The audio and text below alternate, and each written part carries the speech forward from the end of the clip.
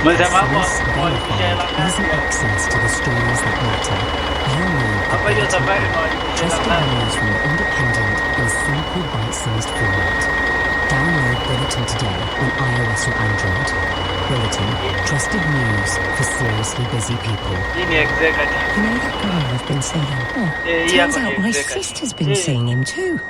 Oh, really? And I heard he's been seeing Kelly at number 56. And Dave. Your brother? Yep. Specsavers opticians and audiologists own and run their stores, so your care is their business, which can make them rather popular. I've got something to tell you. I've got half an hour with him this afternoon. Specsavers, your care is our business. Book an appointment today. That's it. We need a bigger car. Smart speaker, what's an award-winning SUV? The Tucson is an award-winning midsize SUV and is available for a 24-hour test drive. They look great. And it's a self-charging hybrid too. Smart speaker, search offers on a Hyundai Tucson. The Tucson is available with 2 years 0% APR. And it's Hyundai, by the way. Discover the Hyundai Tucson self-charging hybrid. Ends 31st of March, 25% deposit, finance subject status. Hyundai UK is a credit broker, not a lender. Terms apply. James O'Brien. Alexa, send a comment to LBC.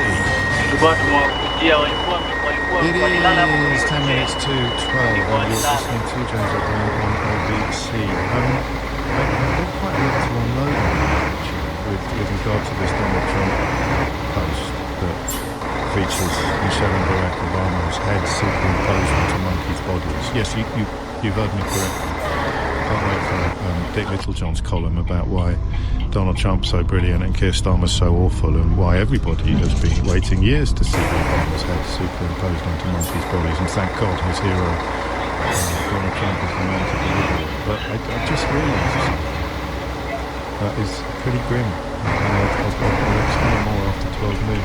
I've also looked at a video, I think of a kind of town hall type meeting in the United States of America that Donald Trump's niece Mary Trump posted, in which a man describes a well-documented visit in 1945 to a death camp where the liberating US soldiers insisted that German people from the nearby town accompany them to the camp.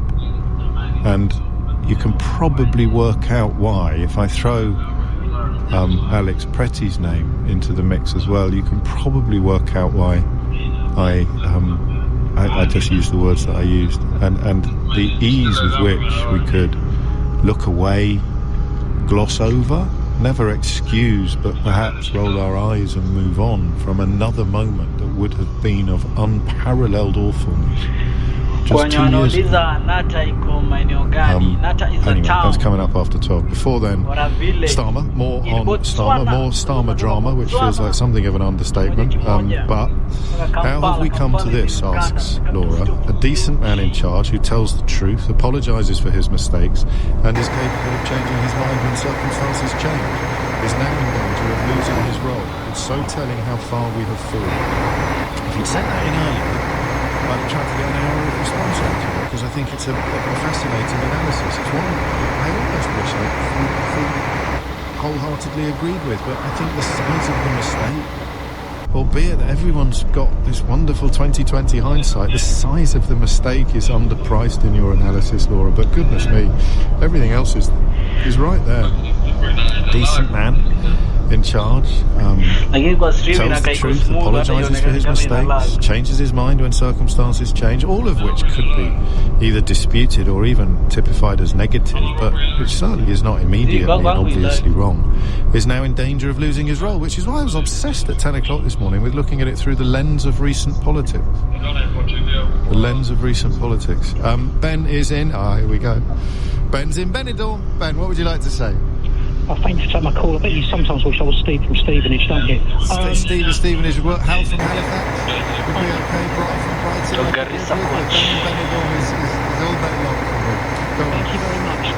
Can I maybe just address the point that your text I just made about Laura, I believe it is. I think that he is a really decent fella and all the rest of it. But you can be decent and you can be honest and you can be ready to admit all your mistakes.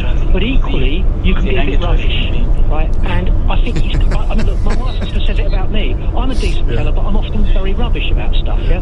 So that counts badly against him. Now, to try and answer the first two questions, or the last two questions, and I'll just try and explain my experience. Because like yourself, James, I did not vote for Starmer because I thought he's not a tourist. I really voted for him with genuine hope. I really did. And I remember that first day we saw the banner to Downing Street. It was almost, they looked so glamorous. It was almost like kind of Kennedy-esque. And I thought, this is going to be great.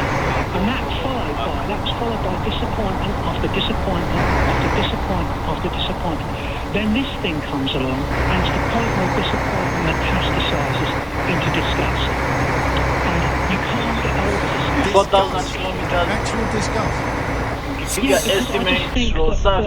that point, I was with some chaps yesterday in one of the English bars in Benidorm. Oh yeah. And they were talking, and this is the problem, right? Because people are not as they're not subsumed in politics as maybe you and I are. Yeah, certainly as you. Lucky are, them. Right? Yeah. And they were just saying all this scum of paedophilia stuff has got to go. That's what people are getting. They're getting that. They're getting that nuts of just Starmer. They're almost leapfrogging Mandelson and going straight to him. It's a catastrophe politically. And hideously unfair. Would it be unfair to say how the people you work with feel about Donald Trump?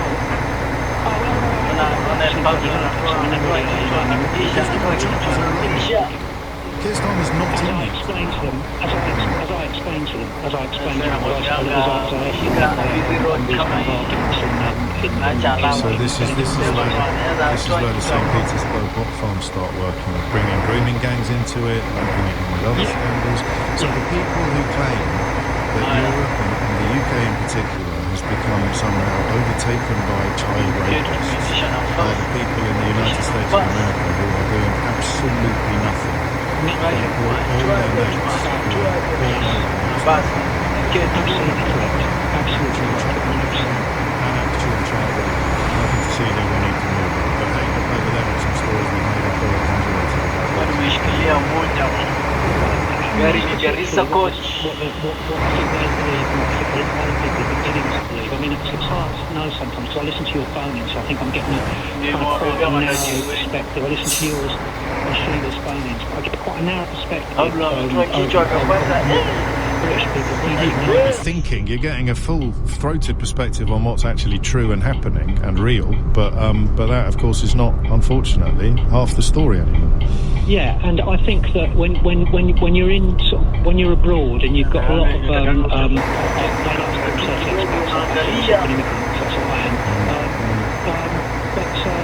when you're with astonishingly the most antediluvian reactionary but that's not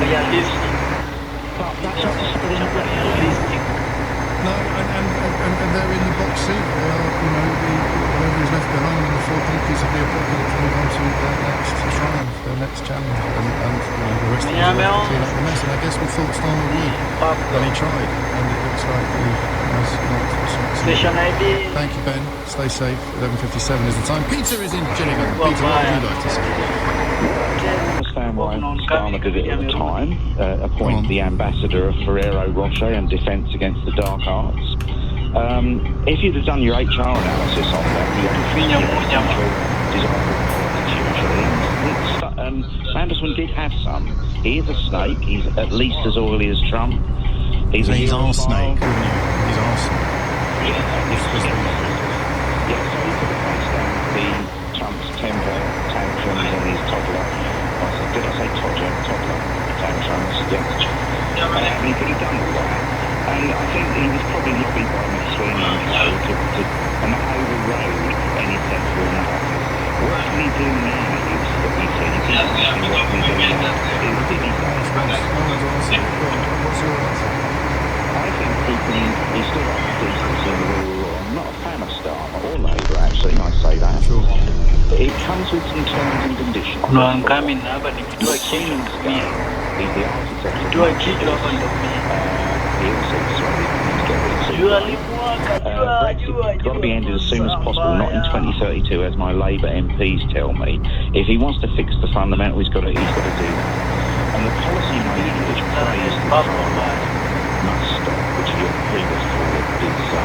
Must be about one little mistake. And the latest speech did that, or attempted to, and then threw in a strange line about British values, which I understand, but which of course undoes some of the good that he does when he tackles racism and tackles extremities. And then on the other side of the fence, you've got, as Mabel reminds us, and many people remind us on their text, you've got renters' rights, workers' rights, free school meals, breakfast clubs, great British energy, trade deals, genuine trade deals, like can be made in the creations, privatisation of some railways and more to come. I mean, it's all there, but it doesn't matter, does it? Thank you, Peter. Apologies to Alison, to Tony and Geraint and Andrew and Philip and many more. But okay, if I said to you something, would you understand what I meant? I said I wasn't going to talk about the thing that I'm going to talk about next. And that fills me with both shame and horror, because of what it means has happened, if not to all of us, then to me. On your radio, on the LBC app, and Hey, LBC. leading Britain's conversation. This is LBC.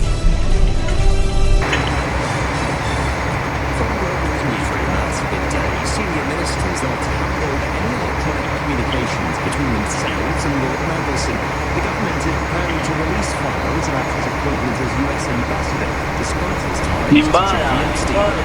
His Starmer has apologised for believing what he called Mr Mandelson's lies about his friendship with the late sex offender. The Labour MP Kim Johnson has told LBC News she thinks the Keir's premiership is on the rocks. Struggling. I think we've catapulted from one crisis to another, and I just think he stood at the dispatch box when Mandelson was appointed and said he had his full support. His leadership and how he makes judgments and decisions needs to be seriously questioned. If I'm being totally honest, I don't know whether it's redeemable. Peter Mandelson denies any wrongdoing over his links to Jeffrey Epstein. A senior Russian military official is in hospital after a reported assassination attempt in Moscow. It's understood Lieutenant General Vladimir Alexeyev was shot several times in an apartment block this morning. It's not yet known who was behind the shooting. Sir Elton John has started to give evidence in the High Court privacy case against the publisher of the Daily Mail. He joins the likes of Prince Harry and Liz Hurley in bringing legal action against the Associated Newspapers Limited.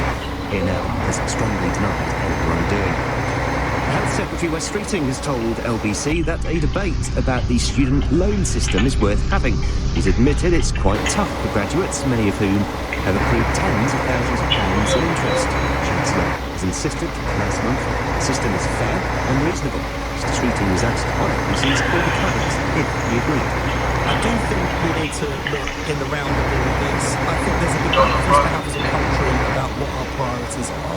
And there are all sorts of things you could do with student finance, for example. You could say, well, the interest rate is too high. Or you could say the repayment threshold is too low. Or you could say the amount that's taken each month is too high. There are lots of variables. They all, by the way, come with a cost. The cost of a TV licence will rise to £180 a year from April. Ministers say it amounts to a £5.50 increase, the equivalent of an extra 46p a month. The City short-term FTSE 100 was trading up 20 points at 10,329. The pound buys $1.35 and €1.15.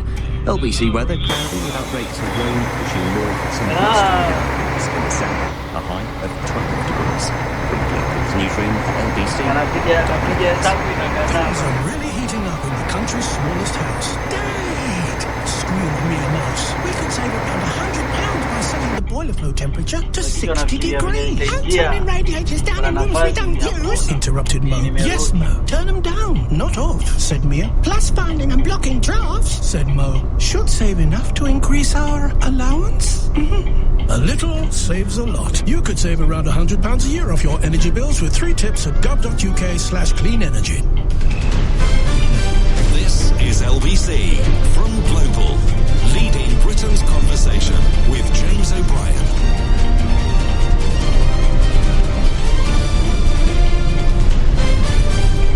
It is 4 minutes after 12. I'll find that out a week together, and we will step away from Starmer drama, although I will bet you any price you please that colleagues will be returning to this territory later in the programme. Lewis already making it clear he's going to be all over it on Sunday morning, and quite rightly, of course. But something rather weird has happened to me today, and it may have happened to you as well, and you may not have noticed it.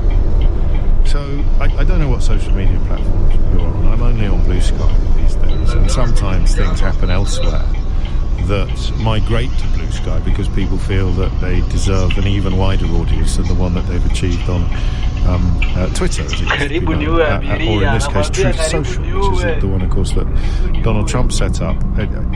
I think possibly, was it after he got banned from all the other platforms for telling blatant lies about the 2020 election? That was only 6 years ago. Accounts were being shut because he was telling blatant, obvious, proven lies about the 2020 election. And 6 years later, he's still telling the same lies. He's back in the White House. And he is supported by the owners, the multi-billionaire owners of precisely the platforms. You can't make this stuff up, can you, when you remember it? But it is a short film. It runs just over a minute, and it features more blatant lies about the 2020 election, dressed up as these things often are in implausible clothes, but featuring absolute lies. And about a few seconds from the end, there is a short cutaway to manipulated footage of Barack and Michelle Obama with their heads transposed onto the bodies of monkeys. And at first I thought I was misreading or mistaking what was in front of me. And then the thing that I want to talk about happened. Because then I kind of swiped right. I kind of re-marshalled my intellectual forces to the programme that I was preparing for earlier this morning. I think he got banned from Twitter for inciting an insurrection, as David reminds me. But either way, he could go there back there now in a heartbeat, couldn't he? Thanks to Elon Musk. And I moved on from the President of the United States of America sharing footage of his black predecessor and his wife with their faces transposed onto the bodies of monkeys. I'm going to say that again 2 or 3 times for you, because I didn't miss it. I don't know what the verb is to describe what I did, and maybe you can help, because maybe the same thing happened to you. I don't think it would happen to a black person. I moved on with a sense of disgust and horror. Please don't get me wrong, but a sense of disgust and horror that has become so familiar that it doesn't sting like it used to sting.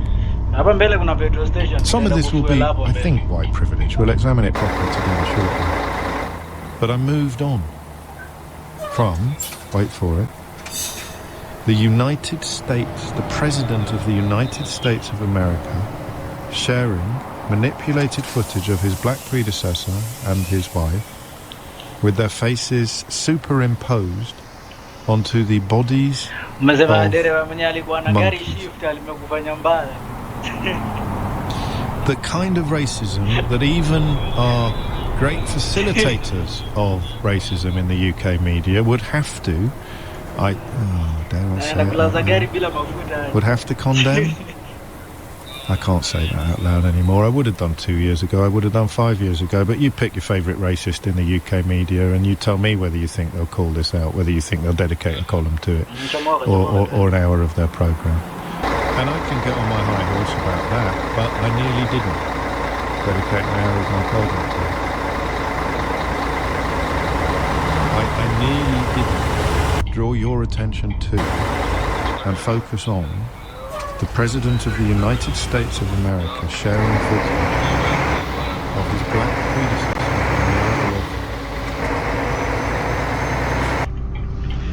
having his face and his wife's face superimposed onto the bodies of monkeys.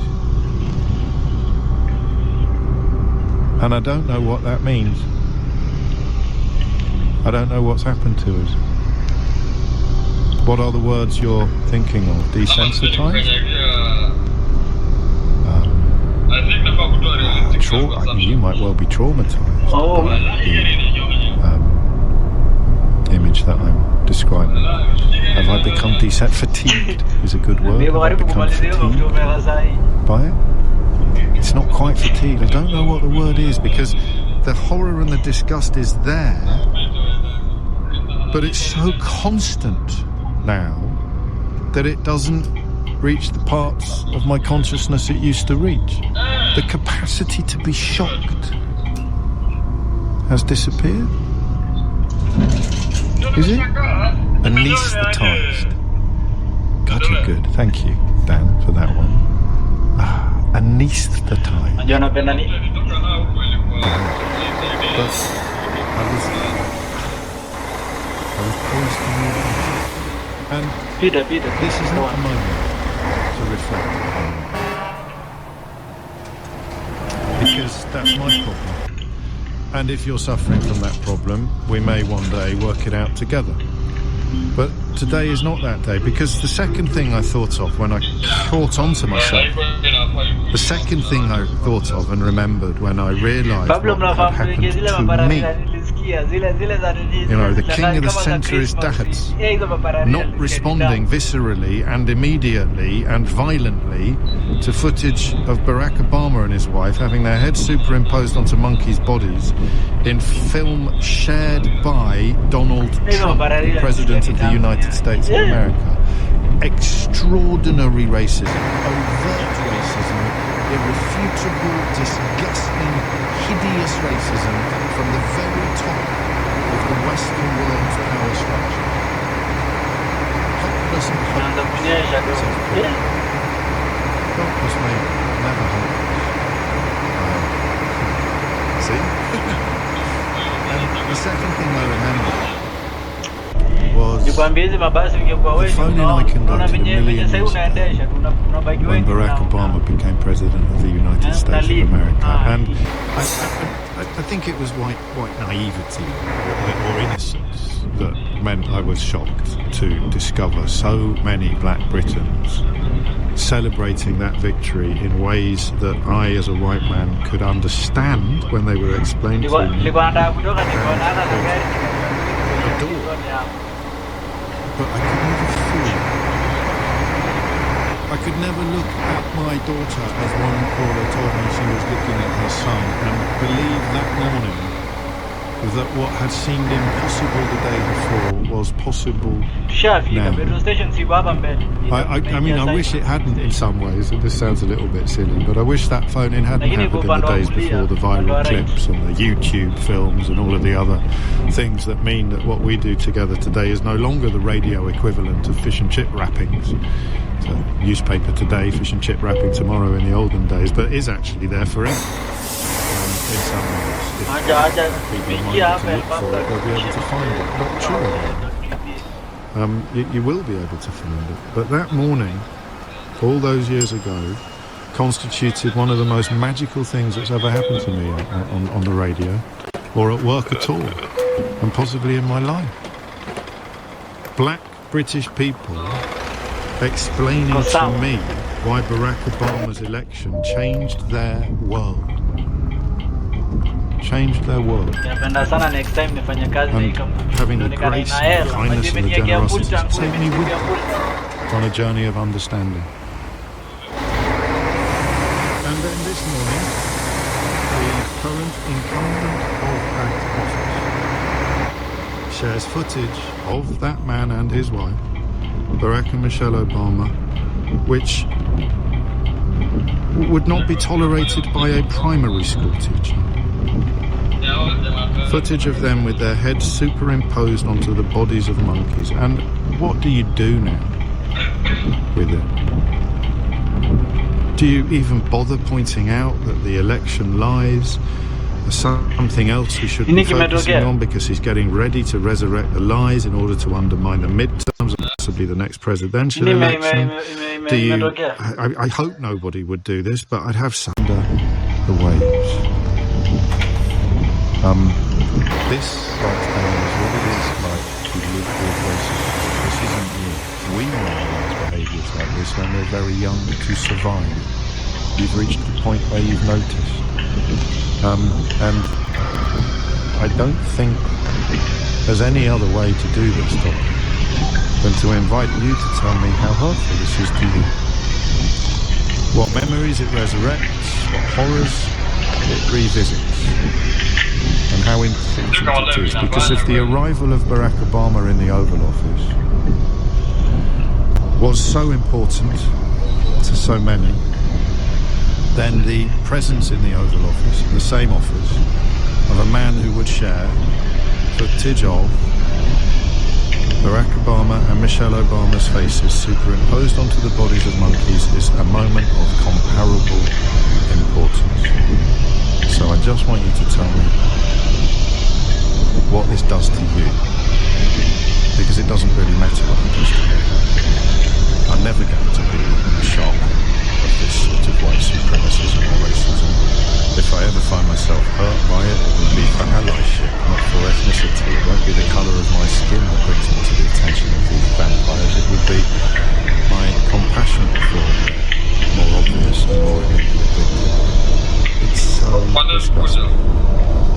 I can't quite believe that the level of disgust didn't appear as quickly as it once would have done, because we're all so used to this. Now, the number you need, particularly perhaps if you're is 0345 6060 because all you can do is call it out. And when you stop calling it out, something dies inside all of us, doesn't it? When you stop calling it out, something withers, something shrivels, and you're left with vacuum where consciences once sat. The President of the United States of America. 0345 6060 You can't be lost for words. I can't be lost for words. You've got to keep calling it out, however futile it feels. However fatigued or anaesthetised or inured or exhausted you might be, you've got to keep calling it out, and you've got to keep reaching for your humanity in a moment like this, and telling other people who share your humanity but not your ethnicity what things like this do to you and yours. Because if the morning that I spent taking calls from people explaining why the election of Barack Obama as President of the United States was a moment of personal joy, now sits in sharp and hideous contrast with the morning when the President of the United States engaged in the kind of racism that we haven't seen in the public space since the 1970s. 0345 6060 It's 12. This is LBC. Forecasting sun with a 100% chance of beach. There's still time to get up to £500 off package holidays in EasyJet's Big Orange Sale, or get flights from £28 one way. EasyJet. Get out there. Selected dates and flights, limited availability. Holiday sale ends 3rd of March. PIN spend and ATOL protected. T's and C's apply. Donations to British Heart Foundation fund scientific research that can help save lives. People like Joe, who's pitching his next big business plan. Maria, who's sending out her wedding invitations. And Jack, who's just being a teenager again. Because when you donate, you fund more than just science. You help save lives. British Heart Foundation funds research that aims to cure inherited heart muscle diseases. But our work is not done. Donate now at ehf.org.uk and keep us beating. Attention dogs, this is not a drill. If your dinner comes in dodgy brown balls or smells suspicious at best, you deserve to know this. Butternut Box makes fresh dog food with ingredients you'd find in your human's fridge. In fact, some humans have even tasted it. For quality control, obviously. Anyway, let's hope your human was listening. Butternut Box, fresh food, happy dogs. Try Butternut Box today and get 25% off your first 2 boxes. Offer available online in the UK and Ireland to first-time customers only. If you bought a home on a holiday park in the UK, what you thought you were getting may not be what you ended up with. From unexpected site fee increases, running costs, a huge depreciation in value, many owners feel they've been missold. If you think this might be you, holidayparkadvicecentre.co.uk could help you receive the compensation you're entitled to. Text ASSIST to 78900 to find out more. That's ASSIST to 78900. This is LBC with James O'Brien. Call 0345 6060 973. Text 84850. Alexa, send a comment to LBC. I don't know that there's any room for deliberation, or he's just done it to draw attention to the lies about the election. He's done it to distract from next thing. He's punching people of colour all around the world. And I almost moved along. A lot of you are citing Danny Baker, and I understand why. Danny Baker, when Harry and Meghan, I think they laughed about it, Danny Baker posted a picture of chimpanzees dressed up like human beings with a new baby, and his defence, which for the record I completely believe, and I think I spoke to him at the time on air in front of you. I think this was the first interview that he gave, just made it clear that he was so detached from words that he was acting in a position of complete ignorance about everything, even about Meghan Markle's ethnicity. I don't want to re-litigate or resurrect that point, and I'm not cross with anybody who's reminded us, because his career ended over a similar age when his position was considerably more defensible than Donald Trump. So there you go, and then the radio presenters broadcasting career. What does that tell you? And I know, listen, don't think I'm being arrogant, or at least no more arrogant than usual, but I'm right, aren't I? I'm right. You almost turned the page on this one. I don't know whether black people would have had even anything similar to that experience. It wouldn't actually stun me, because you've dealt with more than I have. And you're arguably even more inured, even more anaesthetised to it all. Jeffrey Epstein's best friend posting hideous racist jokes. And we're talking about why Keir Starmer's got to go for believing a lie. Tony's in Luton. Tony, what made you pick up the phone? Hi James, long time no speak. I can honestly say I wasn't shocked when I saw it. It wasn't a big surprise. As I was telling you guy on the phone, there's an old saying, if you want to expose a fool, let him speak. And this is the sort of thing that you've emboldened Donald Trump so much, they've emboldened him, that he thinks he's at the top of the mountain and he can say, what's that? Because it started a while back. I couldn't remember his name, but that's Charlie Kirk. Yeah. When he was shot and they were listening to his life, and he was a great orator, he was a great debater. He said some shocking things about black women. And it was never really pulled up on but he was not stubborn to say, he was a great orator, he was a great debater. And when you embolden these people, eventually their true colours come out. They never retreat. They never step back. They always step further forward. And I can tell you, and I'm speaking to a lot of people recently, there's an awful lot of black and Asian people making quiet plans for the future if they have to move. And that's quite shocking to hear something like that. Because you worry that what happens in America yesterday happens in the United Kingdom tomorrow. Exactly. And Nigel Farage is leading the opinion polls whose own racist interventions are very well documented, and he is still yet to apologise for the hideous abuse that countless school contemporaries recall him inflicting upon them when he was young. What do you feel, though, today? I understand that you don't feel shock. What do you feel? Because I honestly tell you, I'm not shocked. Because you feel hurt as a black man, but you're not shocked because over the past few years, you're recognising it was only a matter of time. Depressing. The air of a sort of grim inevitability, Tony. Thank you, mate. Take care. remember, if you're struggling to get through, every time I say goodbye to someone like Tony, it frees up a phone line potentially for you. And the only real question I'm asking you this hour is, borrow my microphone to remind the rest of us just how disgusting this is. Okay? 0345 6060 973. Kalisha is in Greenwich. Hi. Hey, what made you pick up the phone? Well, I do remember that image very well, and when I was speaking to your producer, he was asking me what I felt about it, and the shock isn't there. It's sadness,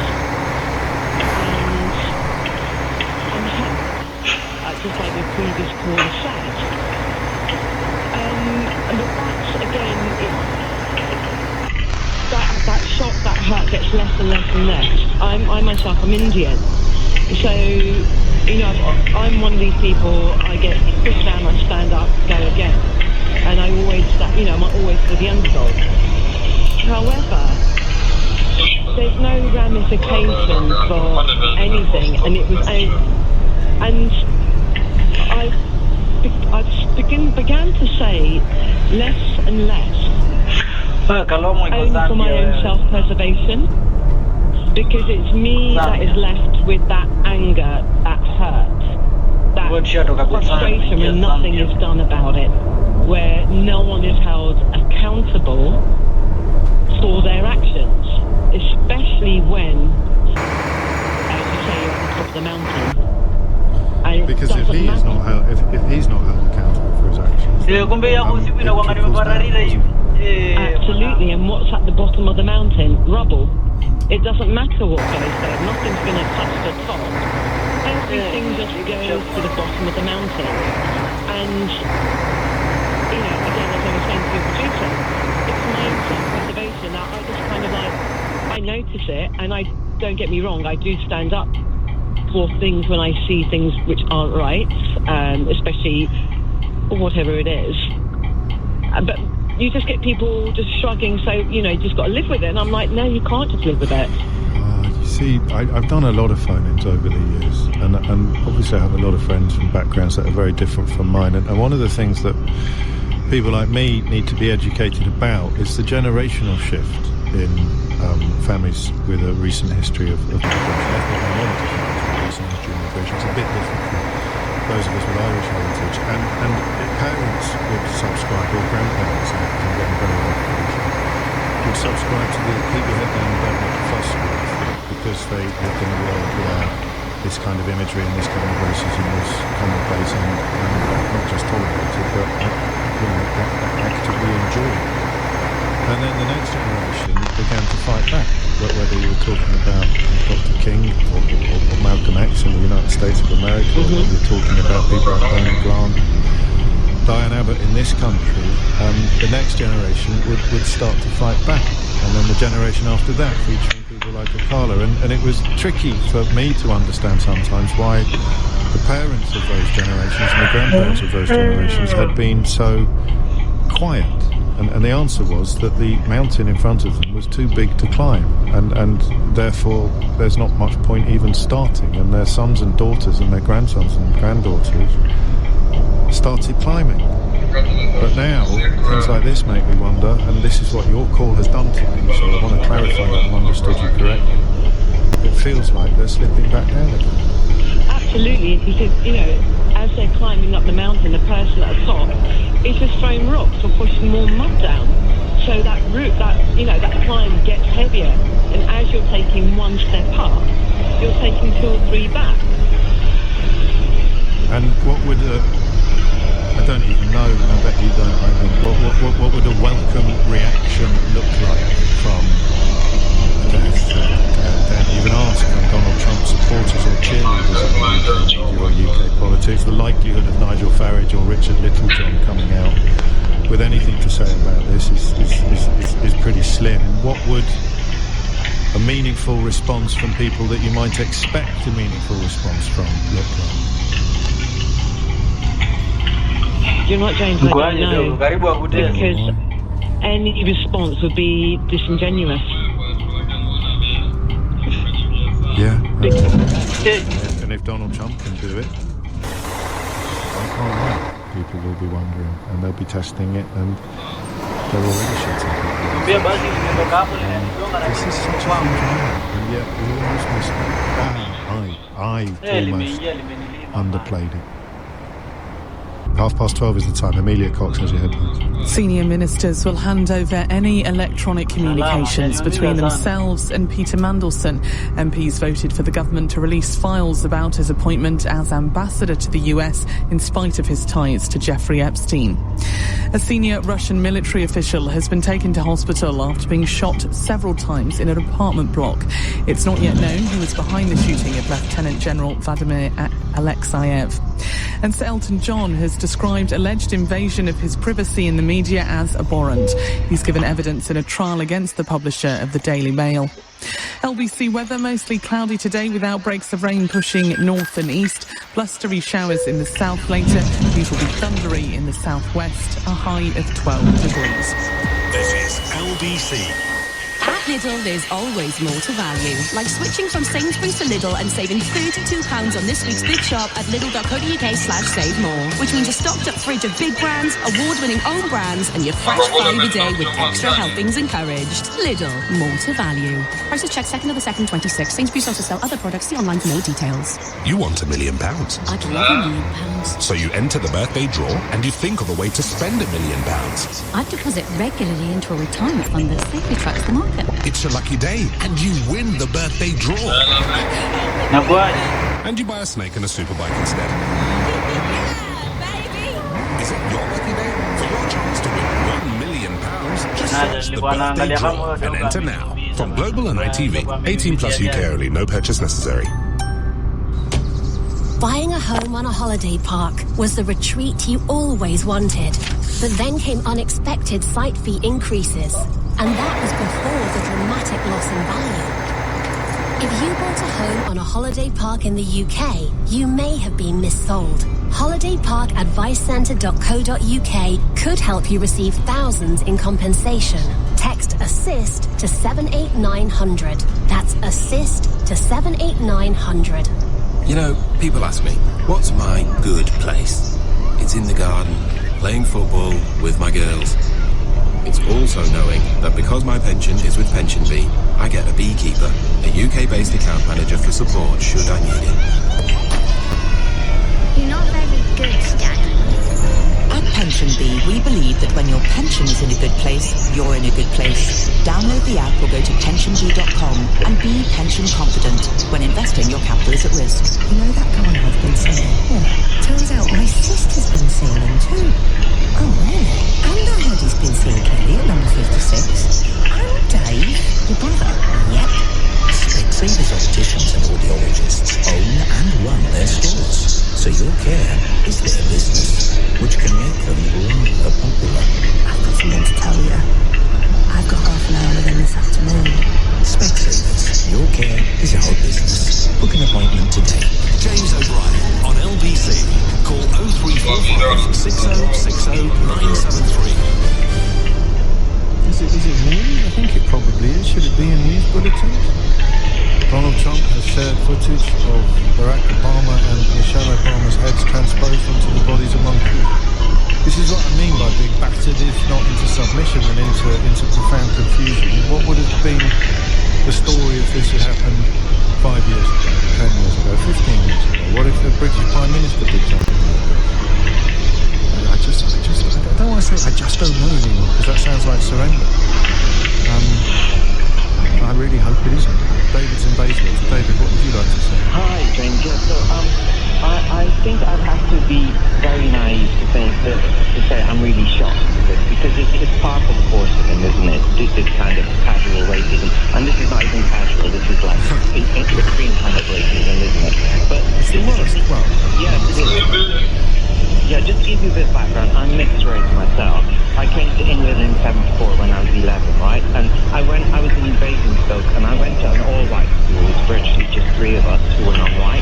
I did have some racism, but it wasn't much. But when it did happen, it was very visceral, you know, it really stuck in my head, really got in my head, and it stayed with me actually for most of my life. These things are difficult to get rid of. You know, I've feel protected from it because I'm middle class, educated, I have a good income and so on. It's the non-white people who are working class and who are not articulate, who can't speak out when they're... I'm talking and about... he's right on the end of this. Yeah, but I'm relating what's happened on the internet to how it might affect people in Britain, this kind of publicising of that and those racist images. But I feel what I'd also like to address is the complicity that people like Kelly Badenoch and the previous British Asian Prime Minister we've had, they've never really spoken about these issues because they're complicit in the system. To become part of the system and to get to the top of it, you have to kind of not bring up things like that, which are so endemic in the Tory party. So I feel the system is partly to blame. Badenoch's been quite fun, but I mean, I don't want to sort of white-splain you, but I know a little bit about systemic racism, and I understand the importance of bringing it to the conversation, and I'd be very, very surprised. That's the only reason I'm slightly uncomfortable with it, is I would be very, very surprised if Kemi Badenoch, if and when this is brought to her attention in front of the television camera, didn't condemn it. And I'm not saying this as a gotcha or as any way of saying, and then she doesn't do it, and she would be absolutely outraged and disgusted by this. Of course she would, David.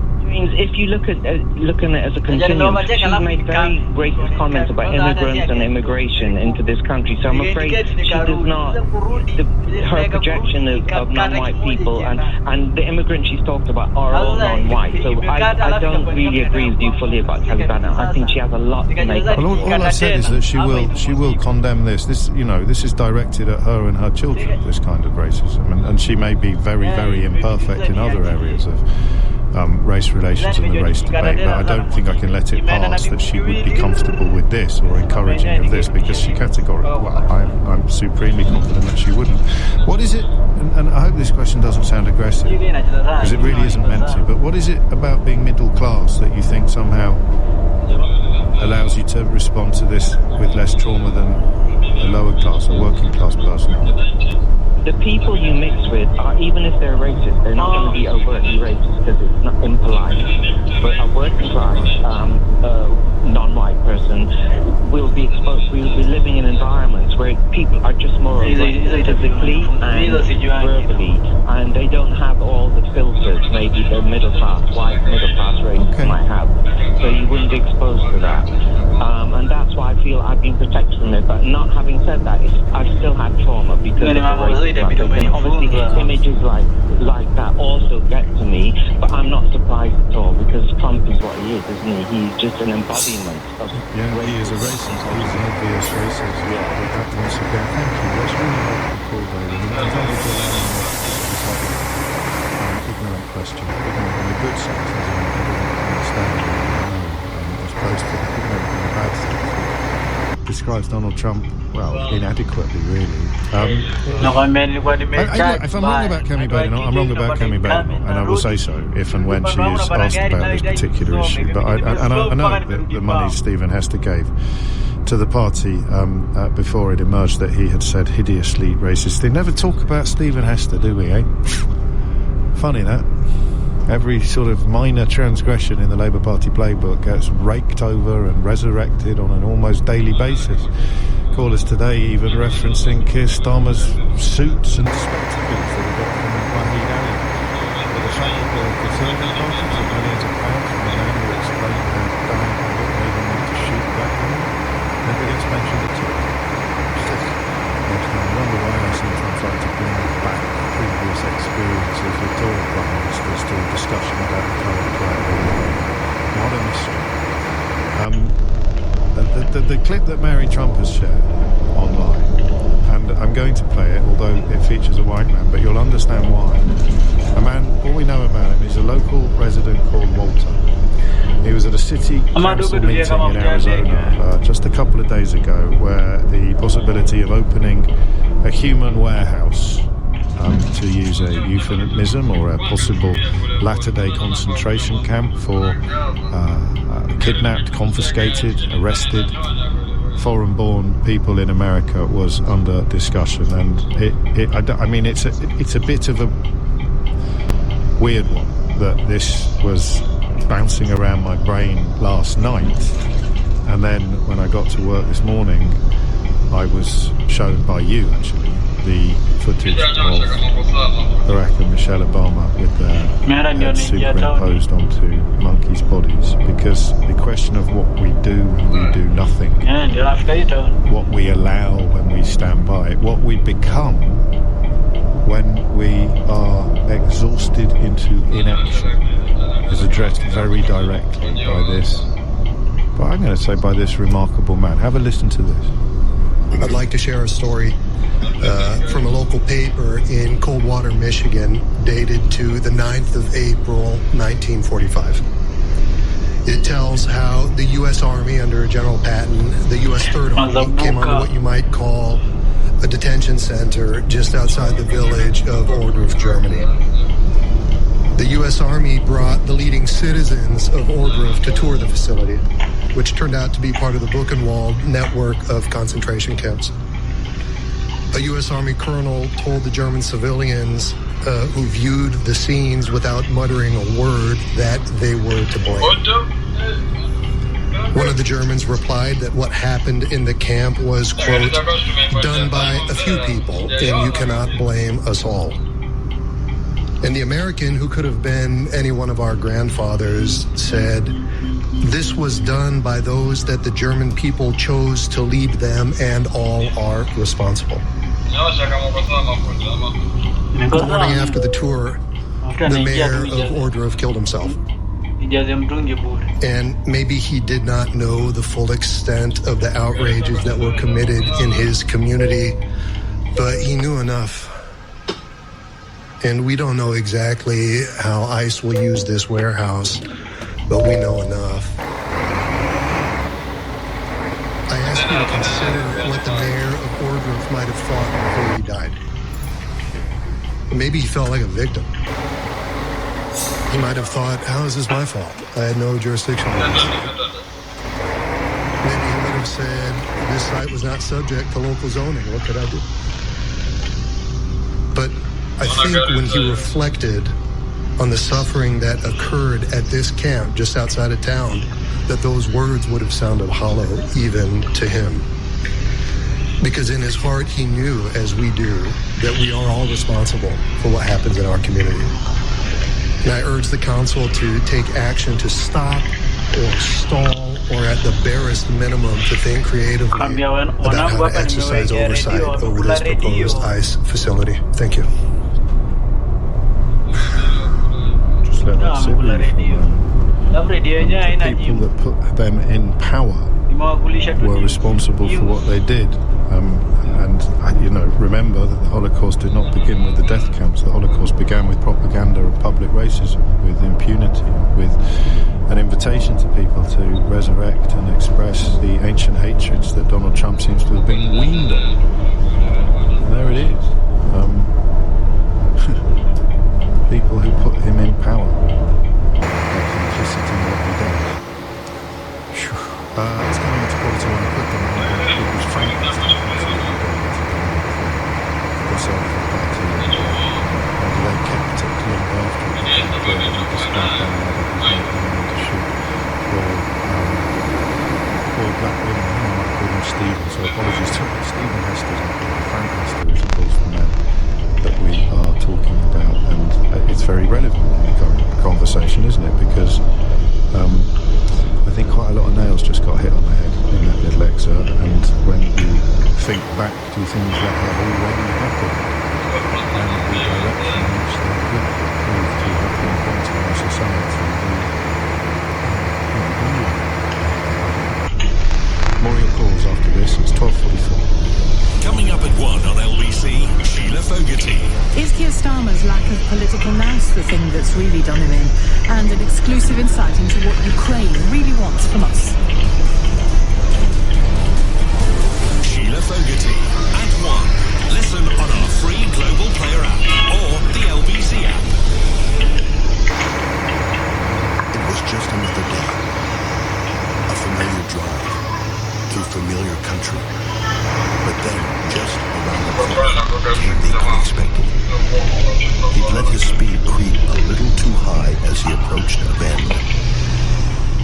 was no longer driving at the right speed for the road.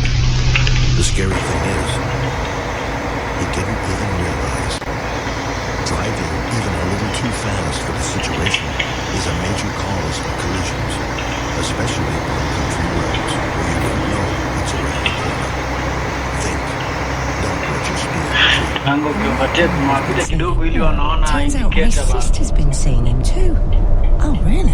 And I heard he's been seeing Kelly at number 56. And Dave, your brother. Yep. Specsavers opticians and audiologists own and run their stores, so your care is their business, which can make them rather popular. I've got something to tell you. I've got half an hour with him this afternoon. Specsavers, your care is our business. Book an appointment today. Across the country, thousands of drivers are feeling electric about switching to an EV. And here's why. They can go from London to Sheffield on a single charge that could cost around £5. They're ecstatic about that and the exhilarating feeling behind the wheel.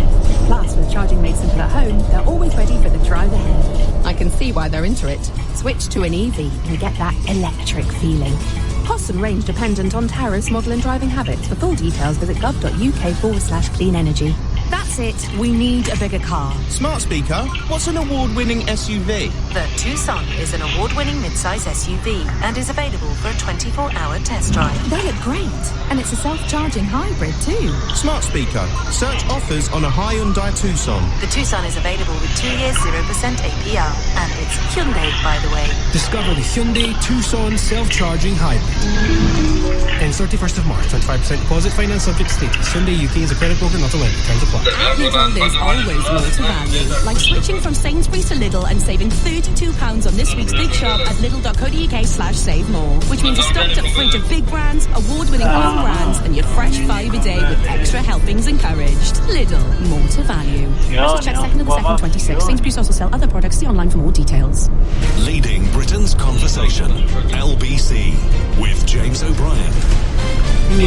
It is 12:47. I've done 2 interviews in the last week with 2 people who are by far, I'm sure they won't mind me saying, far from the most famous subjects that we've ever had, on full disclosure, and outwardly incredibly different people.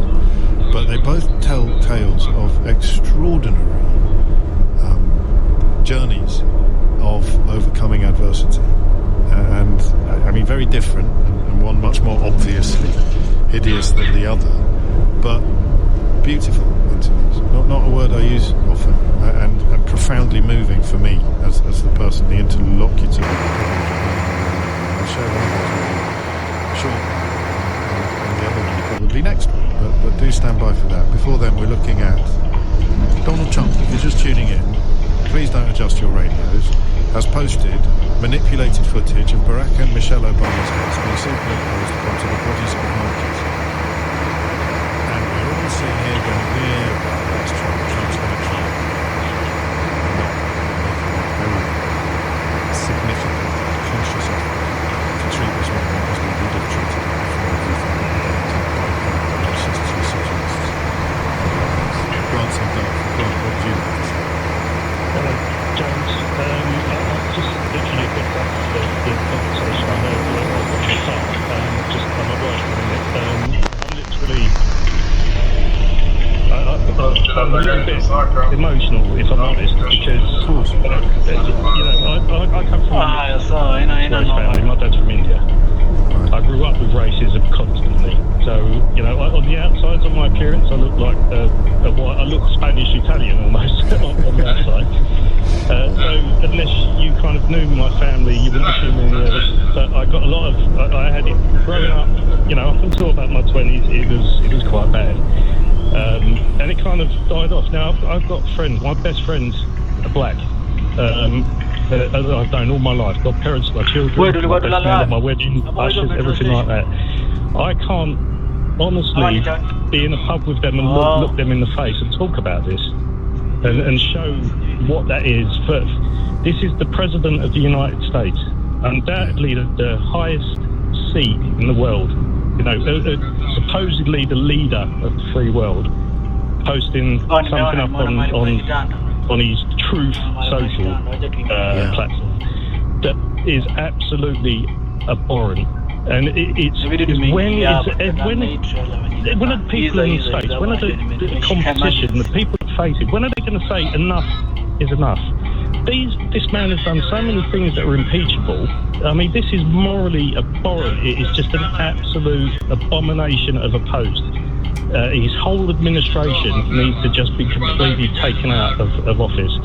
You know, he's done stuff that is beyond belief. But this, just to have an audience of the world and post stuff like that is just beyond me. I just do not know how a man like this can still be in power with no one questioning his moral fibre, what he does on a daily basis. He is not worthy of the office.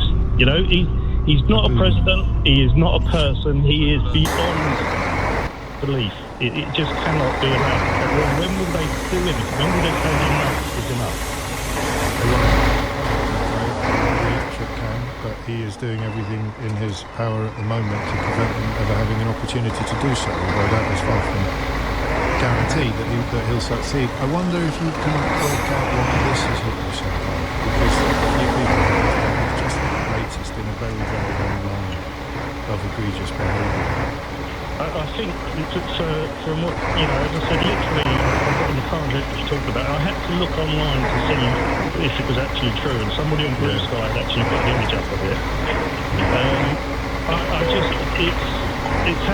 It's being part of that community. You know, as I said, I'm not, if when people say to me, I say I'm mixed race, they all actually assume a black father and a white mother. It's not. My dad's brown, he's Indian. I don't class him as black, he's Indian. Okay, but I'm from a mixed race, and I suffered it growing up, we went into a cafe once when I was about 10, and we were there very early. They were just opening the doors. We walked in, and they wouldn't serve my dad. Now, this was in the 80s, because they said, it was like a place down on the coast, and they said, you're not a member of the yacht club, sailing club, so we can't serve you. One woman took our order and was getting ready to serve. The manager walked out, took a look at my dad, and said, you're not allowed here. So that's just one example that sticks in my head from when I was 10 years old, and it carried on casual racism through school, through work, etc. And I deal with it a lot better now. I find this thing upsets me more because of my friends that I have. And as I say, I couldn't, with any kind of front sitting picture to it. What would they want us to do on this? I mean, I'll be getting a couple of messages from bad friends at the moment, and I'll check my phone as soon as I come off air, if not sooner. But what would our friends want us to do we think, in this context? Again, other than shout from every rooftop that this man is mentally ill and is not, shouldn't be where he is. I mean, again, you've got to take into account that this guy's got his finger on a nuclear button. He is not mentally capable of doing what he is doing. He is looking at the United States as a business. He classes himself as a businessman. He's had more failed businesses than anybody in the world. He is bankrupt. How can you bankrupt a casino, for God's sake? This man has done that.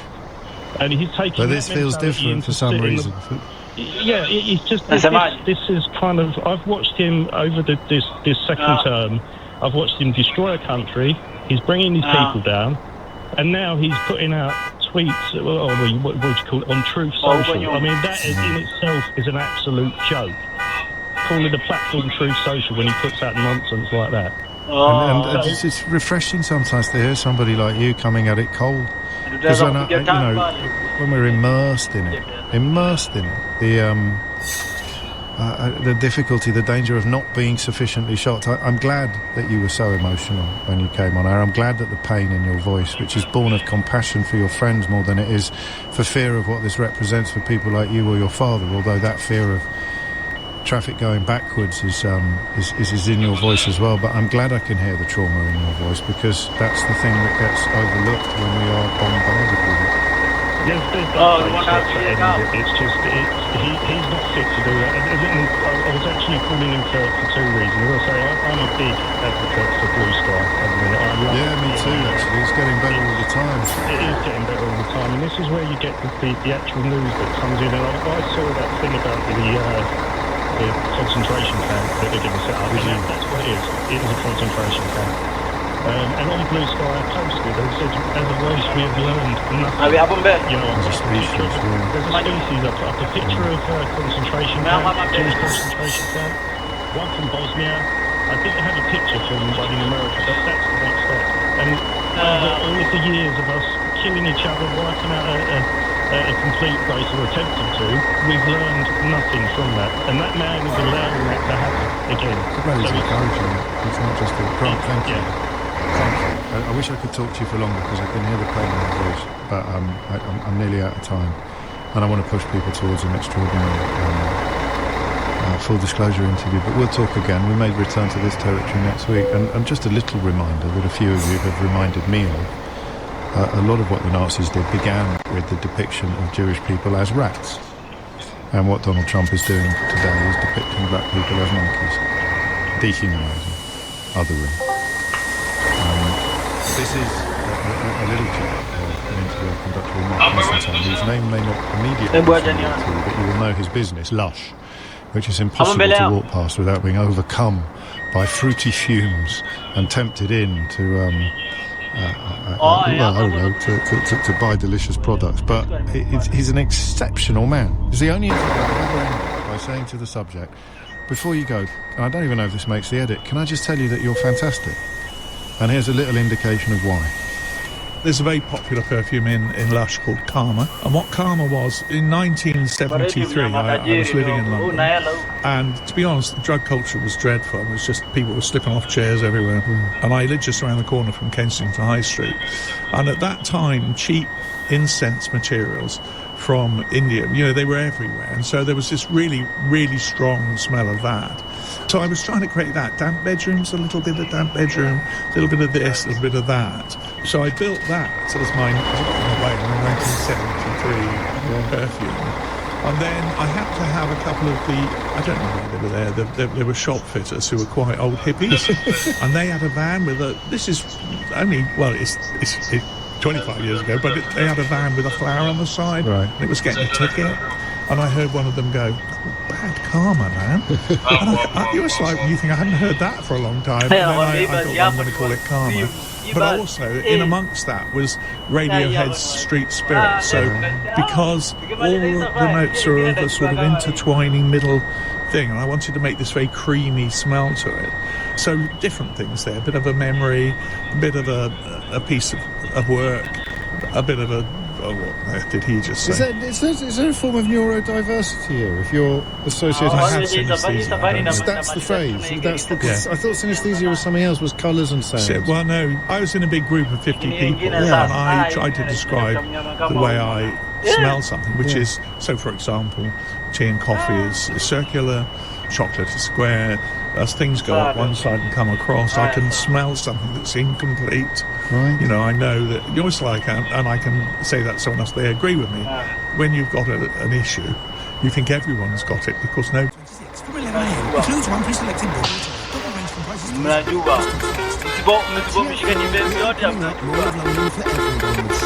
comprises... We're continuing to improve accessibility at many of our stations, and now over 200 stations and counting have step-free access, including the entire Elizabeth Line DLR and all tram stops. That is how we're making the greener way to travel more accessible to all.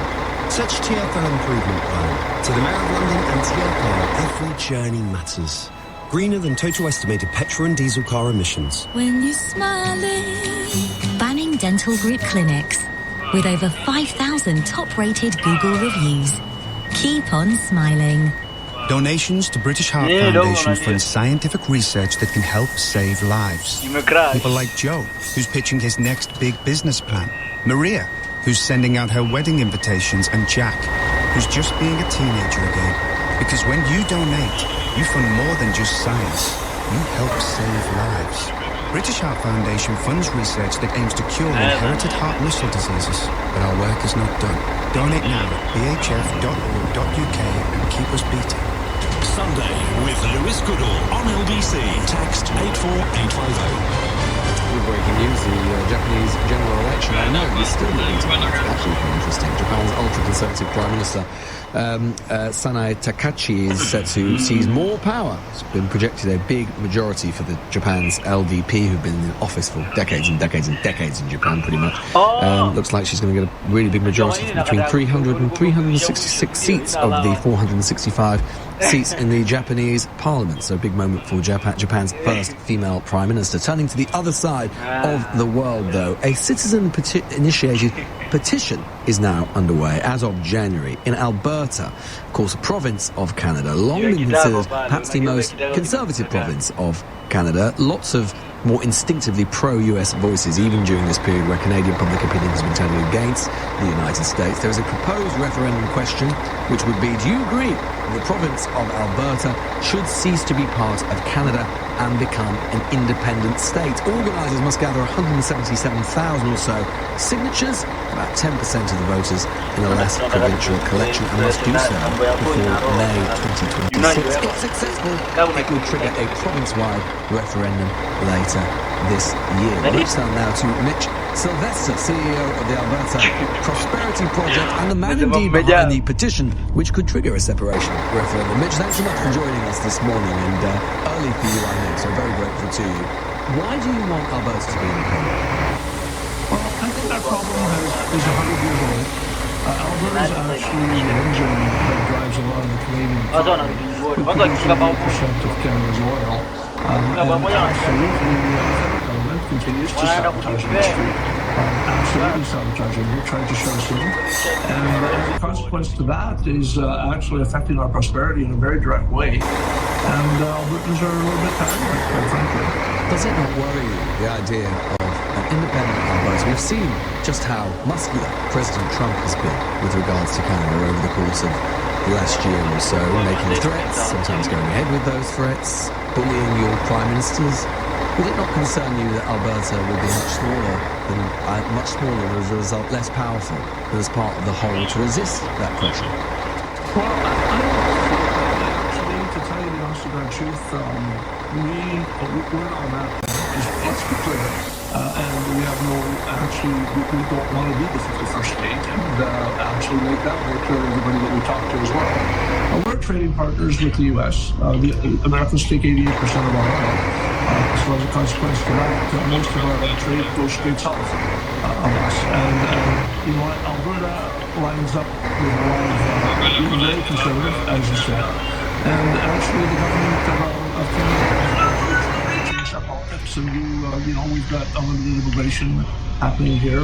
There's no control over what's happening. We have a very, very corrupt Liberal government in power, and it's openly corrupt. And the people here totally understand what's happening. And they're above the law, and we believe that that's not the way the law is. Would you not be rather concerned? Let's just imagine you get the necessary number of signatures. Would you be completely confident that President Trump would not try to interfere in that referendum? Well, I would hope he would, but I mean, we have other problems here. We have the Chinese government that's interfering in our elections already. But in Alberta here, we just passed a bill here. Our premier passed a bill not very long ago, within a year, that we're not going to have any tabulators. It's going to be very hard to interfere with a ballot that is going to have to be hand counted. So I think we believe that he could try and spread misinformation. He could do the sorts of tactics, or employ the sort of tactics that we've seen other leaders who have tried to promote separatist movements across the globe employ. So I think you would have to understand our movement a little bit. Misinformation amongst ourselves to say that we should stay, or misinformation that says that we should leave. I don't think there's any misinformation on that side. I think the information is all coming from government that's already in power in Canada, as a matter of fact. Would it not be? We are seeing, Mitch, a world where we in the West are faced with threats, geopolitical threats, political threats of every type, economic threats, perhaps as we've not seen for many decades. Is it really a very good idea for Canada, which is an important country, important player in all of these alliances, to become a lesser version of itself? Well, you know what? I would really think that Alberta, turned loose to its own devices, would probably become a much more powerful part of the world than it is now. Alberta has absolutely no limits on what it could produce. Would you still like the King to remain your head of state? No. No, why not? Well, and replace him. So he's on notice. King Charles is on notice if Alberta becomes independent. Well, I think that's unreasonable. The man behind the petition, as I said, which could trigger that separation referendum. Actually, it's one of those things that could end up out of nowhere being quite a big story. Let's turn for a minute or so to Reg in Brentwood, who has something I think to say about one of the stories we've been covering on the show today, which is student loans. Reg, good morning. What do you think? Yes, hello there, Lewis. Yeah, I mean, my son is actually in his third and final year of university. He's studying politics and international relations, which is I mean, you put the question earlier to quite simply, would you sign a contract like this? Would you would you buy a car from this man type thing, further down the line, you think, is this some form of breach of contract? I mean, if you did buy a car under those circumstances, you think, well, somebody might get pulled over the coal some years down the line from this selling. I don't know. I mean, I was looking at some stuff earlier on, and I mean, I'm not a mathematician by any sort of stretch of imagination, and I'm sure most of these people that sort of take out these loans are naive. They just think, well, everybody will best sign up to it, and we'll see where we go from it. It all works out fine in the end, But I was looking at some stuff earlier from the Institute of Fiscal Studies, and it says over the lifetime of somebody's average earnings, a student will be paying back to £16,000 more than what they currently do, which I find absolutely despicable. It's just incredible, Reg, I'm grateful to you. I want to get Aggie Shrubbery before the end of the show. We're really grateful that you have shared that parental perspective as well, because I know it's something that many parents are anxious about as their kids go to start their working lives. Aggie is back with me in the studio. Aggie, let's just talk a little bit about the idea. We started the show by saying the Prime Minister is in place. It seems to me that one of the reasons he might stay in place, or at least if he doesn't, it's going to be problematic for the Labour Party. If you read the newspaper this morning, there's like an absolute blood for the Labour Party. Endless briefing. Inter-Nissan warfare, even the feels pretty aggressive this morning. If you remove Starmer, it's entirely possible that those forces that are unleashed are really brutal. I suspect that is something that Labour MPs are also aware. Definitely, Lewis. And you can see it kind of happening already, this sort of shadow leadership contest. You've got allies of Angela Rayner going at allies of Wes Streeting and back and forth. And MPs are reading that too. And you can see the sort of fear, I think it is, when I speak to people. You can hear how worried they are about what might come next. And I do think lots of them might be reading the Sunday papers, listening to your show and actually thinking, is this definitely what we want to replace the Prime Minister? Is this definitely a good idea? And that might, and as we said at the beginning, that plus the fact that there is not there is not one clear candidate. And I don't think anyone is now suggesting that it's going to be a coronation. Instead of a coronation, I think, as you say, it could be a properly bloody leadership. But this is one of the facts of politics right now, which is that all of the heirs of power, pretenders to the throne, Andy Burnham's not really good. He's not in Rachel certainly not in the big. Rachel Reeves not even being considered. I think it's fair to say there isn't a big constituency out there calling Rachel Reeves to be leader. Angela Rayner is in a position where she's politically potentially in a great place, except for the fact she's got this HMRC tax investigation. Streeting potentially links or friendship with Manson. Just goes on and on. They're all imperfect. I completely agree. And if we look at the latest polling as well from Observation/Labour list from Labour members, Andy Burnham at the top with 41%, but he is not in Parliament. Ndio nimerudi watu wangu. Uko mbali wapi?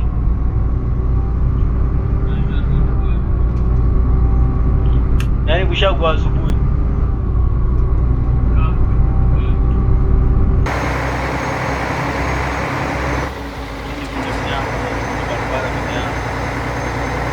Sije mkakimbia sana.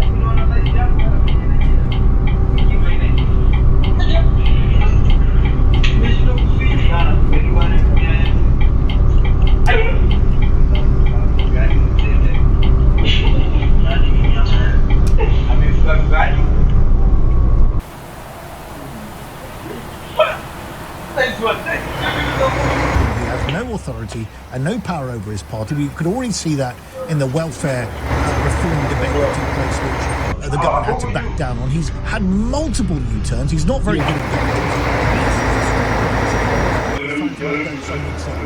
Well, on that front, I agree with your earlier. He studied how to create successful arguments and marshal his thoughts.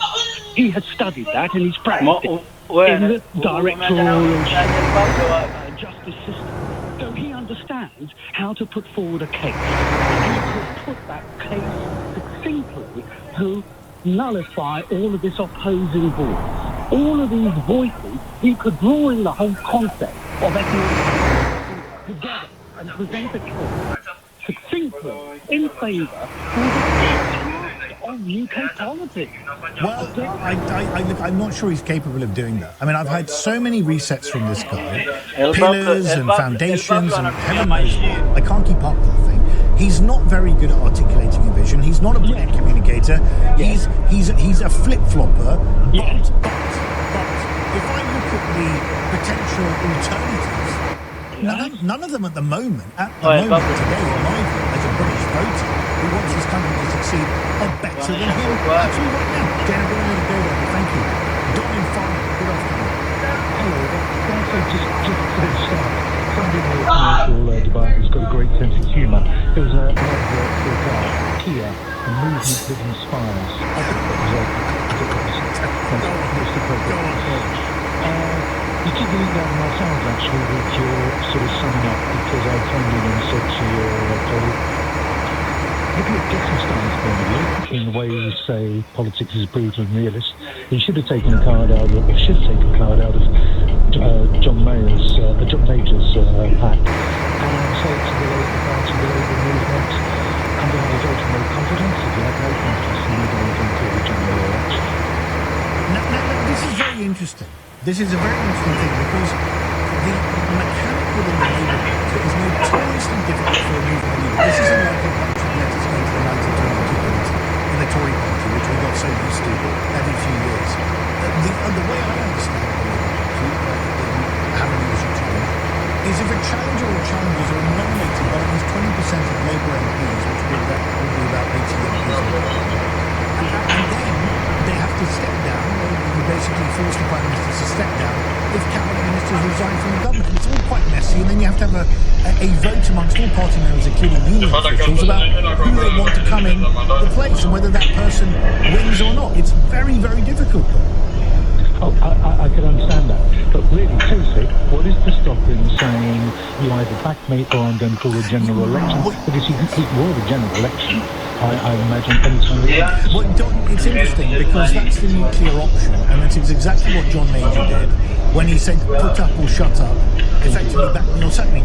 Don, why does he have to do that? Why can't he do what I advise him to do, which is to actually tell all his detractors, maybe make your move, a step across the line, come on, damn it. Why can't he do that? Why can't he wait for them to make the first move? Why should he put his own head above the parapet? My understanding from everything that I've heard is that he doesn't particularly like politics. He doesn't feel that he's particularly good at politics. And I wonder if he's got to a position in his own head just right now where maybe to be that tough maybe just a bit too far. And I wonder whether he's the sort of person who would put us making those kind of decisions and see what actually happens at the by-election. Well, they're going to lose that, aren't they? I mean, the only person who could have won that was probably Andy Byrne. He got crushed and got stuck with Jane, which was quite right. It was quite right that Starmer, I'm sure would have done everything he could to stop that. An open dissenter challenge. But if they lose that right, do you think that's the trigger? Do you think May's the trigger? Do you think now's the trigger? What do you think? It just depends whether the others will come out of woodwork and really make it. They're mixed, aren't they? Everyone's briefing the papers. I mean, I've got Brazil here. He's texting me saying he should go now. Angela Rayner. I mean, come on, let's be serious. Angela Rayner is in the middle of having a discussion with the tax authorities about stamp duty at the moment. I mean, I would love Angela Rayner to come in. I mean, we would completely crucify until it's cleared up. No, this is absolutely true. But do you actually think that there is that sense of, there's that level of rationality in that when these Irish travelling as a popular citizen from the left point of view, and the left couldn't give a damn about the tax affairs. You know, the left, everything they believe in is so-called technology, stupid. I think that she would be taken to task every interview. The first question, who's going to spring statement? The first thing we asked the Prime Minister is, sorry, I'm just looking at the tax affairs. Answer pending. I mean, how can we do that?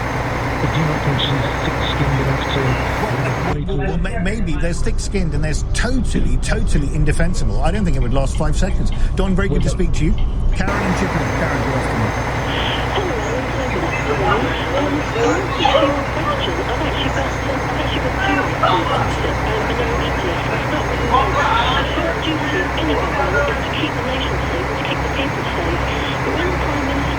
The very highly respected and trusted ambassador to the United States, Karen Pierce, with the twice-sacked, twice-disgraced ex-Labour minister, Peter Mandelson. It was already known that he was heavily involved with the consultancy firm Global Counsel, and on the Sunday 13th of November 2022, The Observer ran a story on page 22 under the headline, Trump backers firm lined up for £360 million NHS data contract.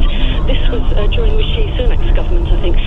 This firm is a data analytics firm, and it was recommended to the NHS by Peter Mandelson's global consultancy company. Rishi Sunak's government reportedly entered the contract to that company, the data analytics company, the following year. And so that data analytics platform is now firmly embedded into our NHS, with apparently more to come. Yes, but it's got all our personal Karen, when he was ambassador, there is no evidence, is there, of impropriety on the part of his personal firm that which had a stake in at that point, that he was using his position to abuse that since he became US ambassador, isn't it? Well, the problem being, even though it was a Conservative government at the time, it seemed that the contract went straight to the firm. It seemed that it bypassed any proper, the process. Well, they're going to ask the Tories about that. Don't ask Keir Starmer. That's the last government's issue. But what's happened is more of that data analytics firm has been implemented now into our defence system, and apparently the police, again, without any proper procurement process. But Karen, that's not Starmer's issue. If that was done before, if you're talking about conflicts of interest are very serious, and anyone in government who has had a previous role or a current role needs to be completely transparent about what those roles are and have no apparent or even non-apparent conflict of interest when they're serving in a major public office like US ambassador. There wasn't. I mean, it was mentioned in the actual, as we understand it was mentioned as one of the concerns from that he had run Global Counsel, but there's no evidence that he abused his position as US ambassador to curry favour to get contracts for his firm. It has been reported that he and also with the Prime Minister had a meeting with that firm early last year, and after that, I think that's when the project was actually recommended, which has been implemented recently. Okay, tell me. Okay, understood. Tell me, Karen, what should happen with Starmer? Right, what should happen, and this is the way he can really find redemption and save himself and really turn things around, but he has to do it tomorrow. First of all, sack Peter Kyle and Steve Reed, who are very supportive of Mandelson, and many other cabinet ministers with a similar way of thinking. Sack Morgan McSweeney and get a replacement who can do a better job. Give cabinet-level jobs to Meg Hilliard, Stella Creasy and Rachel Maskell, and meanwhile cancel all government contracts with this American data analytics or any American data analytics company so that we can get our own data software. Why would sack Morgan McSweeney when the buck should stop with him? If anyone's going to go, if you believe that he should go because Mandelson was appointed, you can't hide behind your advisor. You've got to go yourself. There is an impression, just from seeing on the news and so on, there's an impression that Morgan McSweeney isn't actually giving very good advice. Well, he gave the best advice, Karen, which was to actually get this guy electable and into number 10. That's the best advice that Labour gave. That's the problem with Labour.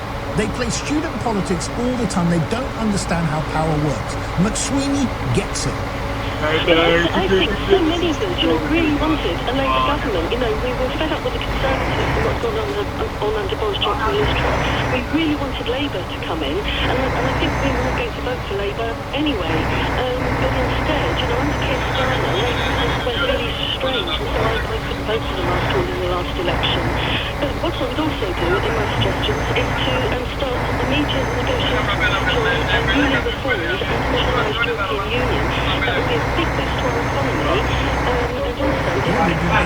Yeah, we'll be a big boost to reform UK too, Karen. I'm sure they'll be delighted to hear that. Thank you very much indeed for your review.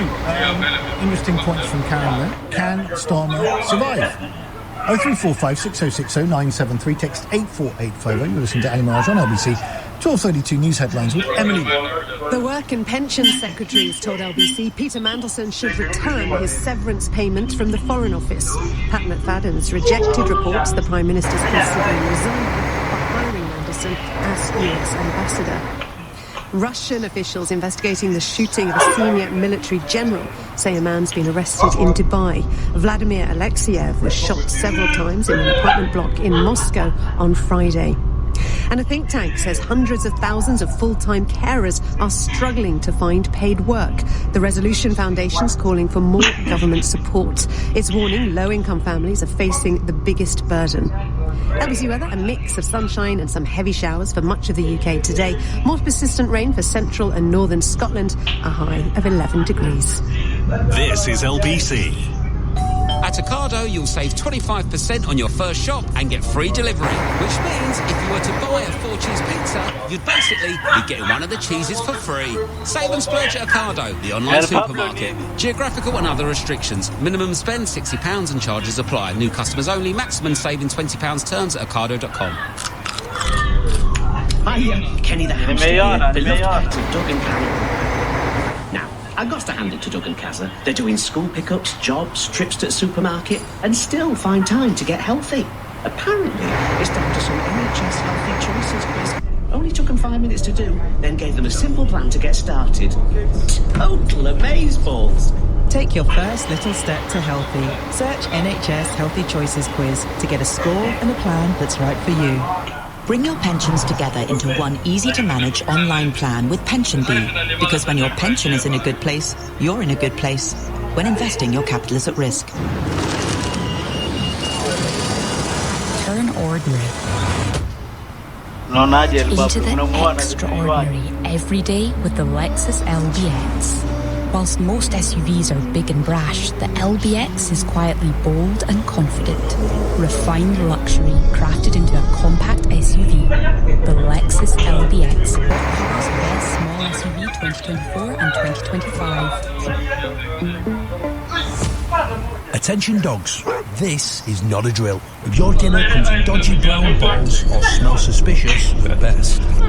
You deserve to know this. Bottom-up Box makes fresh dog food with ingredients you'd find in a human's fridge. In fact, some humans have even tested it. For quality control, obviously. Anyway, let's hope the human was listening. Button-up Box. Fresh food, happy dogs. Try Button-up Box today and get 25% off your first 2 boxes. Offer available online in the UK and Ireland to first-time customers only. Hello, love. Great. Thanks for joining this whole staff meeting. It's just you and me. So, I think that we need to revisit tonight's dinner plans. Busy day, a lot of KPIs, a lot of KPIs. But I need you to order some spaghetti, tomatoes, a bowl of white, and 2 sticky toffee puddings. Let's circle back after you've ordered new burgers. Uber Eats and get all your groceries delivered. Check out for terms and restrictions. This is LBC with Ali Mirage. Call 0345 6060 973. Text 84850. Alexa, send a comment to LBC. Ali Mirage on LBC, 12:36. Can Starmer survive? And if he can't survive, who should take his place? 0345 6060 973. Text 84850. We've got a country called Elaine. Jenny says this: I am sick and tired of you think you can survive. You can't. The moment he admitted to knowing Maris and maintained the friendship, and he promoted him, he was touched. Amelia made him and the votes in public won't. We didn't know what he knew until he admitted it, says Jenny Motion. Jenny, but he did admit it on the floor of the House of Commons. He didn't lie, he didn't try and prevaricate, he apologised for his egregious error in judgment. He said sorry, he understands it, I'm sure he viscerally feels it, and wish it never had happened. We are where we are now. We Now what should we do? Jenny, call in and tell me what's happened. 0345 6060 973. Guy in Newcastle upon time. Good up. Newcastle underline. Good off. It's underline. Yeah, sorry. I suppose that any other politician or diplomat, we've got the CV of Mandelson, would not have been given ambassadorship of the USA. So, prestigious, maybe the most important role of all the ambassadors, and it's got to be because he was one of the prime movers. With McSweeney and Mandelson, they were the prime reasons, the prime movers who got the Labour Party to move from the left to the centre. Well, from the left, made them electable. The mess we're in now. Yeah, but Guy. Let's take a step back. Look, Corbyn had his chance. He totally screwed it up. The left had their chance with that fantasy land that we had to contend with Jeremy Corbyn and John McDonnell. It was a complete and utter disaster. They were completely unelectable and got crucified in the election. McSweeney made Starmer electable. He pulled the party to the centre, which is where elections are won from, and they got a stonking majority. To say why Keir Starmer cannot get rid of Mandelson because he was one of the main reasons that he got the gig as the leader of the party. Now, if you want to debate the role that McSweeney served in dethroning lots of different courts, you want to speak about that because that's all over the place. But different who? Sorry, guy, your line's not. Tell me, who different who? To say why Starmer give Mandelson that job and he wouldn't have given it to anybody else. Now you've turned the conversation to why couldn't have been elected. I'm not wrong for that reason. No, but you brought up Morgan McSweeney, and I'm just telling you that Morgan McSweeney made the Labour Party electable. That's what I'm saying. Okay, well, don't you think Morgan McSweeney, was his protege? That was Mandelson's protege. Okay, I understand the point you're making, and a lot of people will sincerely feel that the Prime Minister made an egregious error of judgment, which is blown up in his face, but he should not have appointed Mandelson. I bet he thinks himself in his heart of hearts that he wished he'd never appointed him. Of course he does. But he did, and he did it for reasons which I outlined. What are you doing with a mercurial president who wants to impose tariffs on your He did it for economic reasons and for trade reasons, not because he has a love with Peter Mandelson. He did it for the skill that he thought he had before it blew up in his face. Go, thank you. Nick in Watford, good afternoon. I'm 70 years of age. I voted for the first time in the elected election. And I think the guy's done wonders. I mean, okay, he's done huge things, but surely that's things bad. A couple of times fine, you can let it go. But not as many as this year. Seriously. That's just it's incompetence. But go on, keep carrying. Well, I just think he's quite a good Prime Minister. In recent years. Come on, Nick, I wouldn't say... I don't know, the Tories haven't had exactly a great record, let's be honest about it. Do I think Starmer is an evil, mendacious man? No, I don't. Do I think he wants the best for his country? Yes, I do. Yes. Do I think that he's loves politics and is competent at politics and seeing around corners and communicating his vision? Absolutely no. Well, I just think he should keep the faith. I think he should carry on. I agree with you. And just go for it. And I mean, all the policies, the new policies they've got, and that's the way they got to play it. But Nick, I agree with you, right? You know, I said in my opening, I'm not a Starmer fan. I think he's utterly useless at politics. I don't think he's a bad man, and I think he wants best for his country. And I do not think that anyone else right now at this juncture within the Labour Party is better than him and could do a better job. Maybe in a couple of years they could, when they've had a bit more time to prove themselves. But West Streeting should deliver on the NHS waiting list first. We're just still over 7 million. Clearly he's the Prime Minister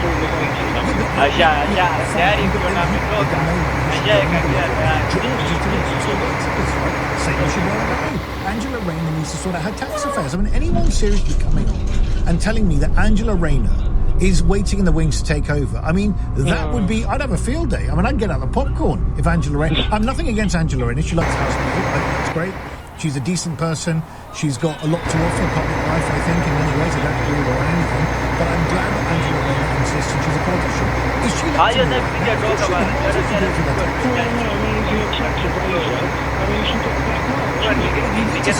it? Yes, absolutely. You and I agree. Thank you, Nick. Appreciate it. Daniel, you got this good. Good to see you. Good to hear you, Daniel. What would you like to say?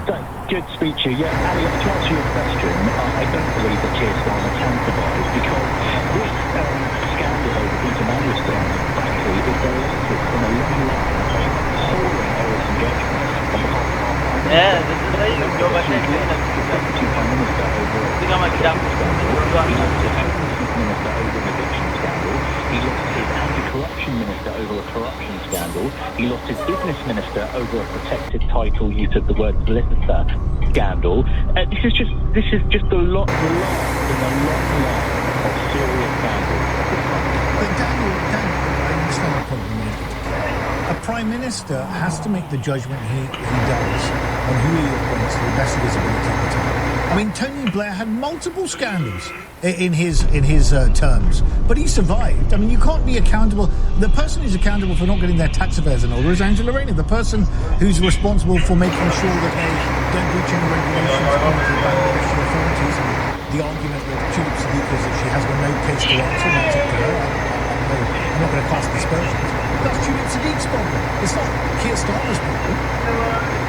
The issue is that when it comes to the appointment of Peter Mandelson, which is the key issue here, Valley, is that he admitted in PMQ that the official security body warned him about Manderson's ongoing relationship with a convicted paedophile, namely Jeffrey Epstein, and yet he overruled him.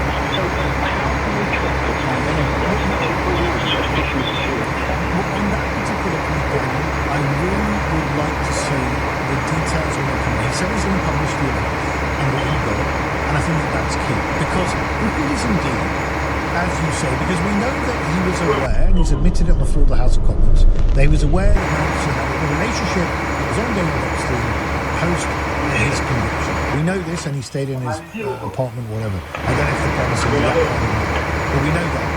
I don't know the extent to which the intelligence agencies, and there's some aspersions being passed against them as well about how thorough their vetting is. So let's see what the details are. Well, yeah, let's see what the details are, but frankly, that wasn't an astonishing admission from the Prime Minister that he was warned about the relationship, the ongoing relationship. The other thing, Ali, is that it was public knowledge, and this is why, even if you say, well, let's see what comes out of the security body. The other issue for me is we know it was public knowledge that Peter Mandelson was ejected from the previous Labour cabinet over the mortgage scandal. He was ejected from the Labour cabinet over the Convoy passport scandal. He was embroiled in 2008 in the Russian oligarch Donald Pastor scandal with his photograph from his yacht. This is a person to use a police expression, criminal expression. He had thought to what do. If you and I can see it, we'll listen to LBC. Yes, Daniel, I agree with you. I'm not going to disagree with you. He does have film. He does have film. But the reason why I suspect that because you saw Mandelson as a brilliant administrator who had massive amounts of trade experience as an EU trade commissioner, and he needed to protect the UK's relationship with the US on economic and trade affairs, and that took priority in his mind. And it's not that he ignored the stuff we knew about Epstein and Mandelson's relationship, but in the round, he decided, I'd rather have this guy in Washington than Captain Place because I think he's the best man for my country. Exactly, but that goes directly against the arguments that people are making, saying that Keir Starmer is a man of decency, integrity, values and morals. You named a character who was loved by the Americans. Donald Trump was a big fan of her. She approachable. She had a brilliant relationship with the Americans, and yet Keir Starmer overruled the security services. He overruled his own cabinet ministers who warned him. He overruled other people who warned him. He overruled the public knowledge about Mandelson, and he went ahead anyway, and that, to me, is unforgivable. Okay, Benny, thank you very much indeed. I should just point out that one of the previous callers called the tax evader. We need to just state absolutely clearly and unequivocally that she is not. There's no evidence of that yet. There's no proven evidence of intentional dishonesty at all. Although there was an error that was significant. That error is being worked through by her, with her advisors, I assume, with the authorities. So we just need to be absolutely clear on that particular point, because we do not want to be misrepresenting the current state of affairs. As I understand it, there is an ongoing issue with tax that is being resolved with the MOD. I'm sure Angela will let us know when that is absolutely resolved, but it's a pending issue, so we need to be clear. I should just say that Jerry in St Albans has said this: in any other job, if you lied, flip-flopped, or made such bad decisions on a consistent basis as Starmer has, he'd be sacked. So why the highest level in the land can he stay in his job? Surely there's a way he can be overthrown. Democracy should allow it when he is this unpopular. Jerry, there is. It's called wimpy backbenchers and cabinet ministers stepping up and writing letters of no confidence en masse to the Prime Minister, which they could do right now. It's 12:48. They could do it at 12:49. Get it done. If his position was so untenable, if he got 250 letters in today, they'd have to go tomorrow, wouldn't they? If they say they're not going to support him, but they haven't, because they won't. So there we go. Can start and survive. Yes, for now, my view. Tell me yours. 0345 6060 973 text 84858. I'm Martin ABC 1249. Nick Ferrari at breakfast on LBC. It's a scandal that continues to rip apart the establishment. Peter Mandelson and Andrew Mountbatten Windsor's associations with paedophile Jeffrey Epstein. We decided that we would part company, and I left, I think it was the next day. And to this day, I never had any contact with him. Very, very deeply indeed. Carrying on that association with him. There were questions asked of the Prime Minister. Did the official security vetting he received mention Mandelson's ongoing relationship? Yes, it did. And of the King. Charles, are you pressurised? The police is not investigating Andrew. As Epstein's long-term associate Ghislaine Maxwell is set to testify before US Congress with a dodgy duo follow suit. Nick Ferrari at breakfast. Back tomorrow morning from 7. Listen on our free Global Player app or the LBC app. Most cars are designed for the road. The Mazda CX-30 is designed for you. Our stylish and compact SUV is available with 0% APR when ordered before the 31st of March. Mazda, crafted with Japanese soul. Search Mazda. Available on PCP when financed by Mazda Financial Services by 30th of June 26. Indemnities may be required. Terms apply. See website. Across the country, thousands of drivers are feeling electric about switching to an EV. And here's why. They can go from London to Sheffield on a single charge that could cost around £5. They're ecstatic about that and the exhilarating feeling behind the wheel. Plus, with charging made simple at home, they're always ready for the drive ahead. I can see why they're into it. Switch to an EV and get that electric feeling. Plus, the range dependent on tariffs, model and driving habits. For full details, visit gov.uk/clean energy. Shine Light London is a 10k, half marathon or full marathon supported walk around the city at night on the 19th of September to raise vital money for Cancer Research UK. It's also everyone walking with all their colours, twinkling away. We can actually see how nice London is. And London is different at night time. Celebration, life, and it gets home. Step towards a brighter future at shinewalk.org today to get 30% off your entry. Together, we are beating cancer. T's and C's apply. At Ocado, you'll save 25% on your first shop and get free delivery, which means if you were to buy a 4-cheese pizza, you'd basically be getting one of the cheeses for free. Save and splurge at Ocado, the online supermarket. Geographical and other restrictions. Minimum spend £60 and charges apply. Customers only. Maximum saving £20 terms at ocado.com. Go on, leave the never-ending laundry pile. Quiet flat and empty fridge. Hop on the train and go into the workplace zone with Southeastern. Whether you're heading in for a change of scene, to share ideas, or enjoy a lunchtime chat with your colleagues, with our great range of tickets, we've got the one to suit your commute. Hire us now on our Apple website and pay no booking fees. So, come on, go in. When you're smiling. Banning Dental Group Clinics. With over 5,000 top-rated Google reviews. Keep on smiling. LBC. Call 0345 6060 973. You can start Survive, if not, who should replace him? 0345 6060 973. Text 844. I should also just say that after one, when we examine this little question, should children be trained like dogs? Looking forward to your discussion on that one. Michelle in Malvern, good afternoon. Hi, Andy, how are you? Very well. What would you like to say? Yeah, so I think I agree with you actually on both points. I think he can't survive, whether it's in the immediate future or after the May elections. I'm guessing Labour MPs are circling the wagons. But I think personally, like you, they need to get it together and they need to seriously challenge this leadership, do it now, do it soon, and I also think that he should stand his ground. So we should see the Labour Party really demonstrate that they care about the electorate and that they're taking this seriously. Because one of the things I find so frustrating is everything comes out on the wash, doesn't it? So now David Lammy apparently just hit the news, or I told him everyone's coming out now. You know, everyone comes out now, and that's what the electorate dislike about politics mostly. Like, most of the country don't know the name Morgan McSweeney, but it's all over the place. And that's because Labour MPs are calling the press and saying, well, actually, you know, he's the chief of staff. He started this, he made this happen, he's mates with Mandelson, la la la, right? Yeah, but Michelle, look, my position, and I think you're saying the same thing, is Starmer should stand his ground. If they want to remove him, they should come and remove him, right? He shouldn't stand down himself. I mean, look, this text has come in, Michelle, from Stephen. Ali, we can't change PMs wherever someone screws up. There'll never be anyone left. I know it just by the fact that we have to accept the very heartfelt apology and move on. Look, my point is this. Politics is a very, very brutal business. Politics and power, in politics, power is taken, it's never given. Why should Starmer, who has worked his backside off to get where he's got to, give that up? For what? For the fact that he made a mistake, which he's apologised for? He feels it deeply. I don't think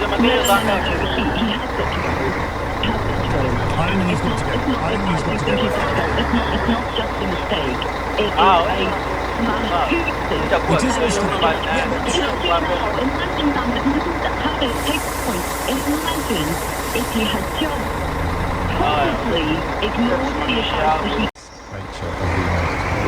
It's where he was before this story that explains the severity of the situation that he finds himself in.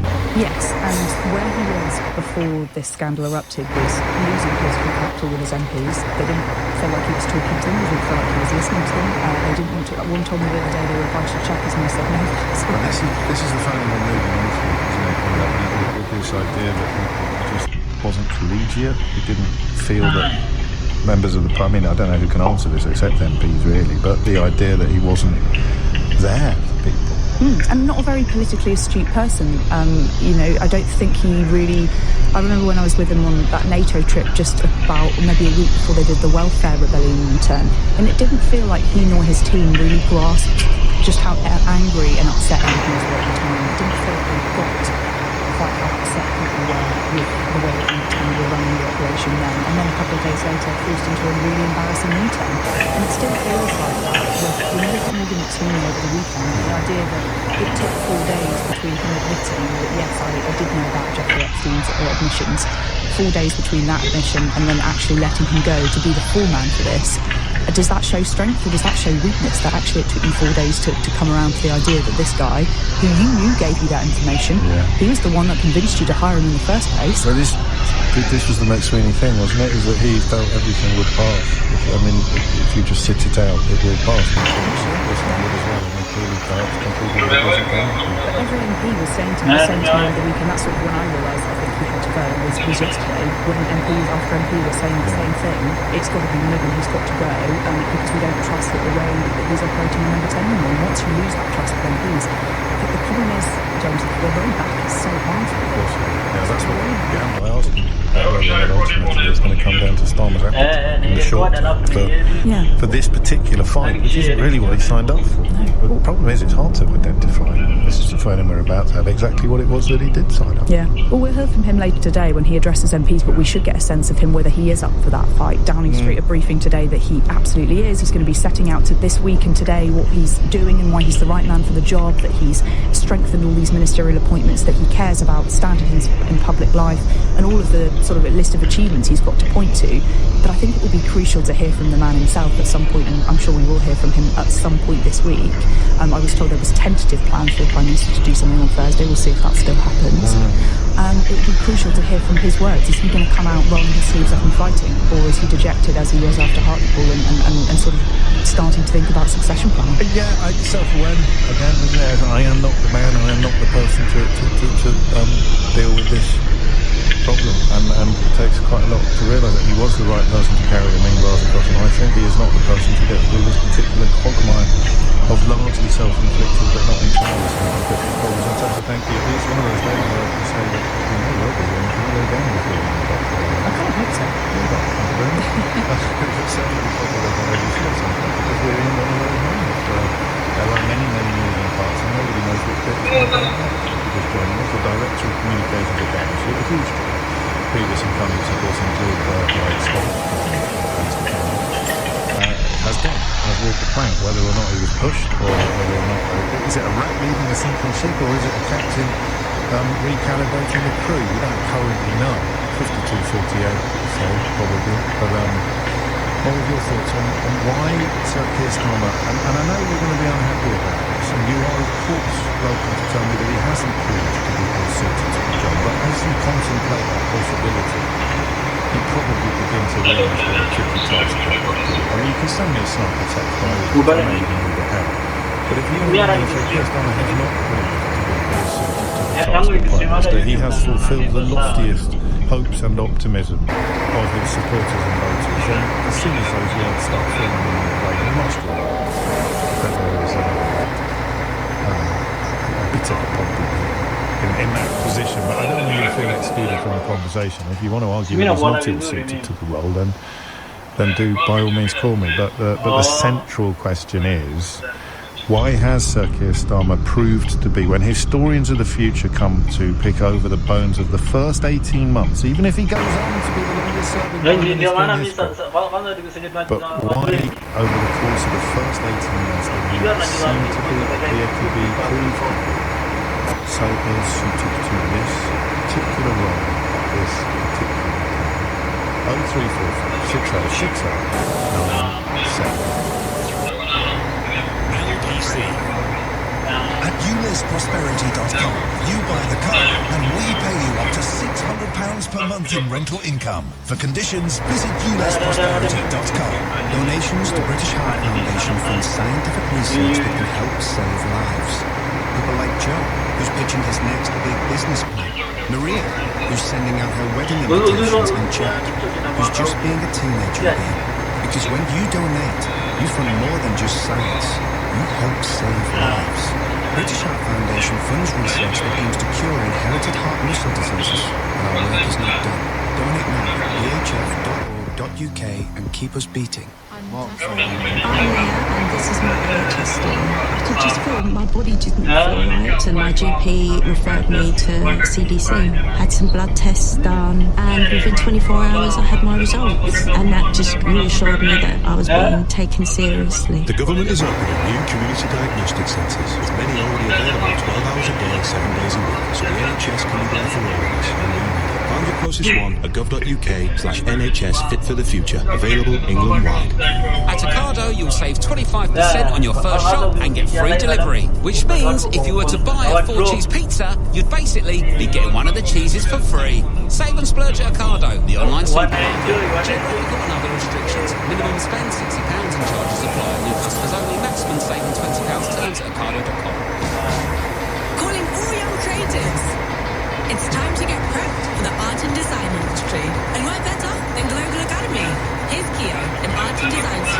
Year 12. As an art student, we get the chance to work on our own pieces, either in the studio or using the digital software. Some of my work has also been shown in galleries, and last week I got the chance to attend a design agency to learn more about my future career. Global Academy. Apply now and join us in years 10 or 12. globalacademy.com.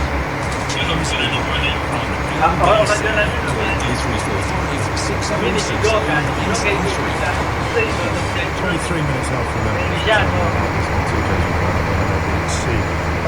Liz Truss, Liz Truss has made a contribution to public business that I have to share with you. I don't know. We do this, it's not an unhinged headline, is it? It's an unhinged head. So we've got a thing for unhinged headlines. It's Nate's first day in the chair today. Keith usually takes the day after the Super Bowl off. Have I ever told you that before? I'd take a call in a minute, but then what I want you to do, Nate, is very difficult. I want you to play Unhinged Headline, which is one of the jingles that Keith will have left you with, but I want you to cut it off before we get to line, because it's going to be Unhinged Head, and then we'll talk about what Liz Truss has had to say. Is that something you can do, or is that going to be too difficult? Well, I know you're doing the best, we're always doing the best, but are we going to actually get what we want? I don't know, but if we don't, we're going to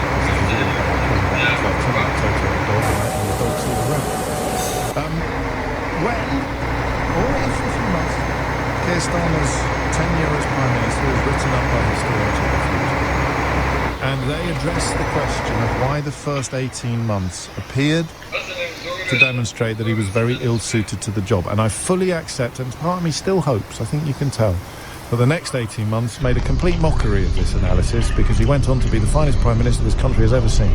But the first 18 months did not go well, and it was largely down to Keir Starmer's unsuitability for the job.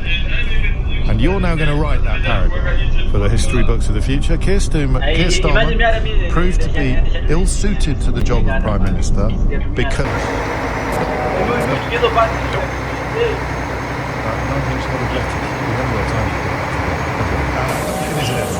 What made you put that? Hi James, LTL, FTC, at Newbus. Carry on. I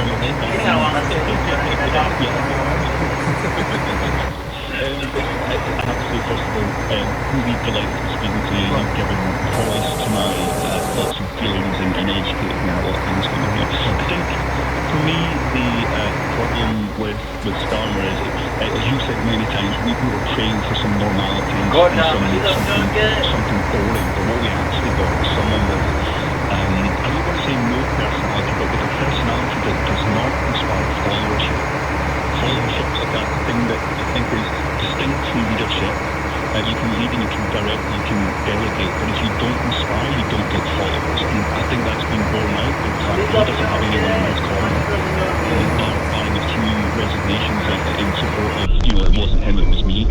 Yeah, and this is, do you know, Eleanor and I had this conversation before we came on air, and I ran by her theory of the three cults, and it's quite hard to believe that there's a cult of Starmer, unless you're on Blue Sky. You're probably not even aware of it, but the idea that there are people who are, blindly loyal to Keir Starmer and think he's brilliant, or think he's a man more sinned against than sinning, it's a really tiny cult.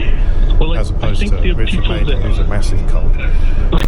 Absolutely, can't agree with you more on that. I think there's a thing that those who support my belief are more, they're still anchored in with hope and better this than, because better this than, God forsake us, but Farage, then, let's go there. Well, Trump inspires enormous loyalty. And he's hideous. Farage inspires enormous loyalty, and he's hideous. Boris Johnson inspired enormous loyalty, and he's hideous. So you kind of need someone who can inspire some loyalty and not be hideous. It's not up to us, Duncan. I think it's a natural capability, though, so that people have, and whether they develop it through life, nature or nurture, I don't know, but the people who have personalities, who will absolutely engage you and bring you with them, they're dangerous because they can't say anything in the case of Trump and Boris Johnson. But there was another thing that you said just before I came on whilst I was waiting that I thought was absolutely was nailing it for me. It's something I've thought a long time, which is you cannot continue to engage the way that we're engaging to get a message through to people who have not been launched into the position. You've got to go different. You've got to go use the tools at your disposal in the way they do, but for good, or for the alternative message. Because I think telling people they're bad versus good is a horrible way of trying to bring them with you. It doesn't work. And followers will only follow if they think that you have something that's there for them. And I think that's where you have to say, as despicable as all the racism is, and that as powerful as it is, you can't tell them. And you can't just tell them they're bad. You tell people they're bad because they're racist because what is the reasonable part of their view that can then be turned into a message? I'd say they'd actually tried that, and they discovered there aren't really any reasonable ones. Because if you are going to be more disgusted by a crime committed by someone who owns them than you are by someone who likes them, then you're racist. Racism, and I hate the way that it's coming out. What are called legitimate concerns, and then you end up inviting that Lucy Connolly woman onto stage at your political. I know Labour didn't do that, but that's what happens when you pretend that these are legitimate concerns. I think that's what happens when you have a vacuum of an alternative view to feed them. And I think that we could go back, and I'd love to go for a pint with you and have a good solid conversation where I'm not imposing other people's chances to get on the phone to you. But I think there are a lot of things that we haven't tried. And I think that this amorphous block doesn't even mean anything, but I think we're feeling like we're on the same side. We're all pointing in different directions and not coming together under a great message and a great leader of someone who brings us all into the same follower. And just someone who can stick a flag in the ground, and you would look forward to rallying around it. And that's, I guess, a brilliant phrase, a loveless landslide. Anyway, it wasn't me. I can't claim the credit for that one. The loveless landslide is what you're talking about, because it was loveless. There was very few people. You can't imagine anyone getting a Keir Starmer tattoo. In fact, if anyone sent me a picture of their Keir Starmer tattoo, I would put quite a lot of money on it and not actually being real. 11:30 is the time. That was brilliant, actually. But I don't think it was obvious, actually, because you could say he's uninspiring. That would be obvious. But it's more than his is not a standard to which we muster very passionately or easily. The problem is now that not you, but I sound pathetic. Oh, I tell you what I really want. I really want someone who isn't charismatic.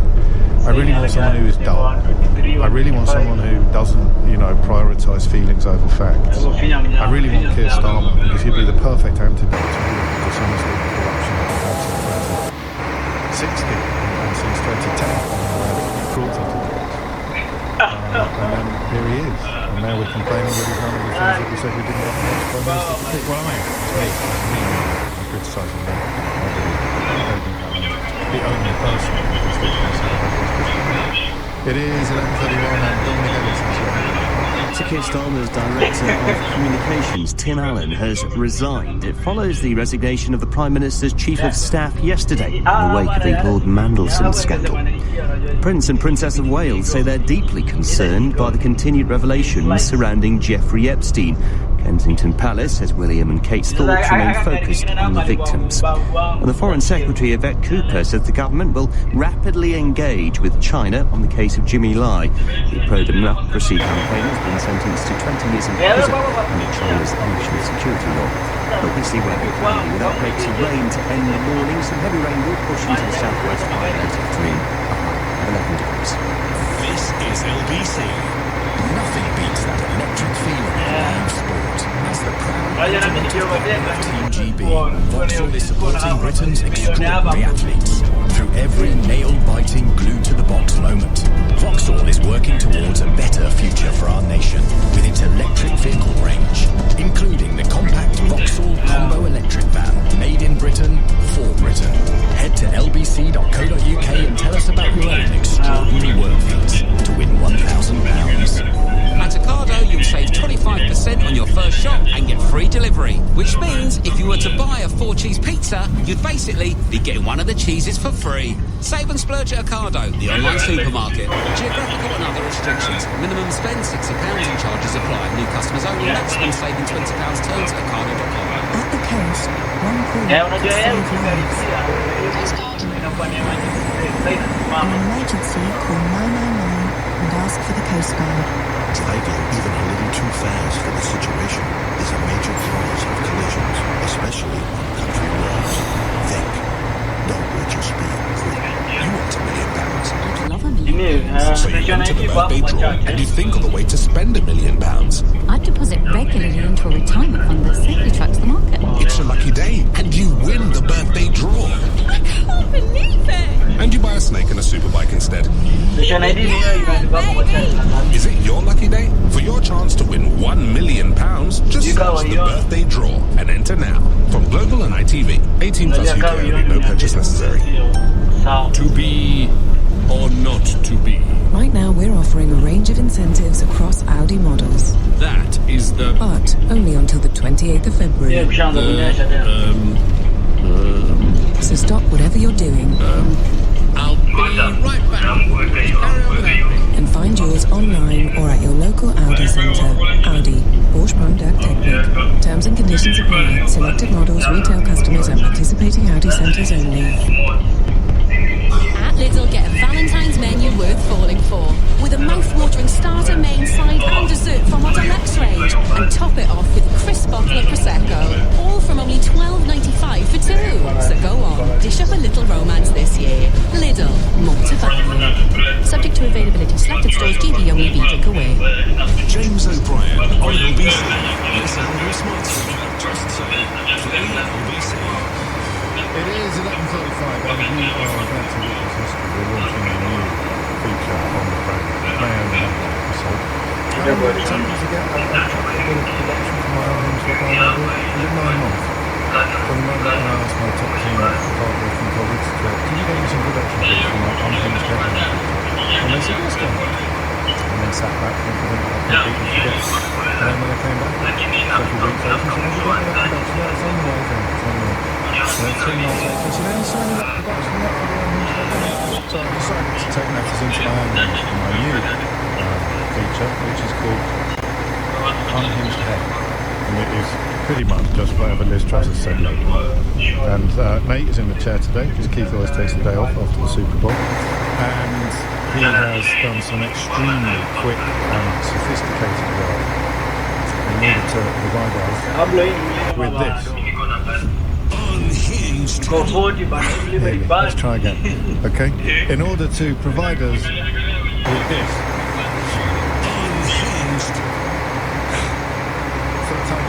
Come on, mate.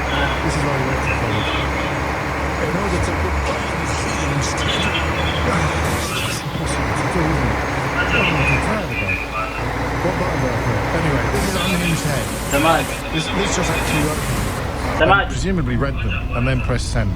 Keir Starmer is the Theresa May of the Labour Party. Imagine being Liz Truss and thinking that Theresa May was the bad bit. Anyway, Theresa May, Keir Starmer is the Theresa May of the Labour Party. It's quite long, but it's worth it because the last line is... the last line.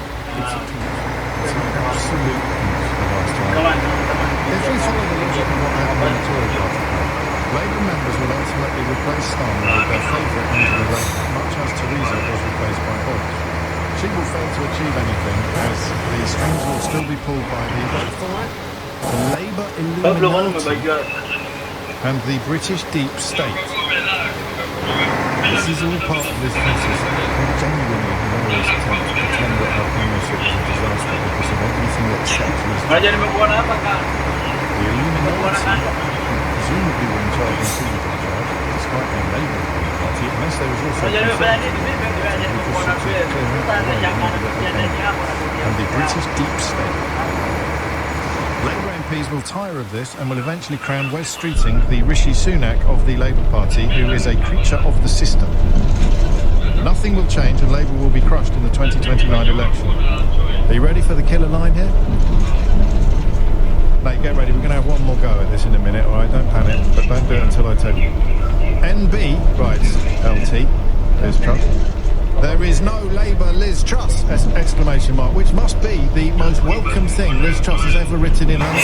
Seriously, I don't know if she has written a book, hasn't she? She's got on television to promote it and hand it upside down. But all the words Liz Truss has ever written,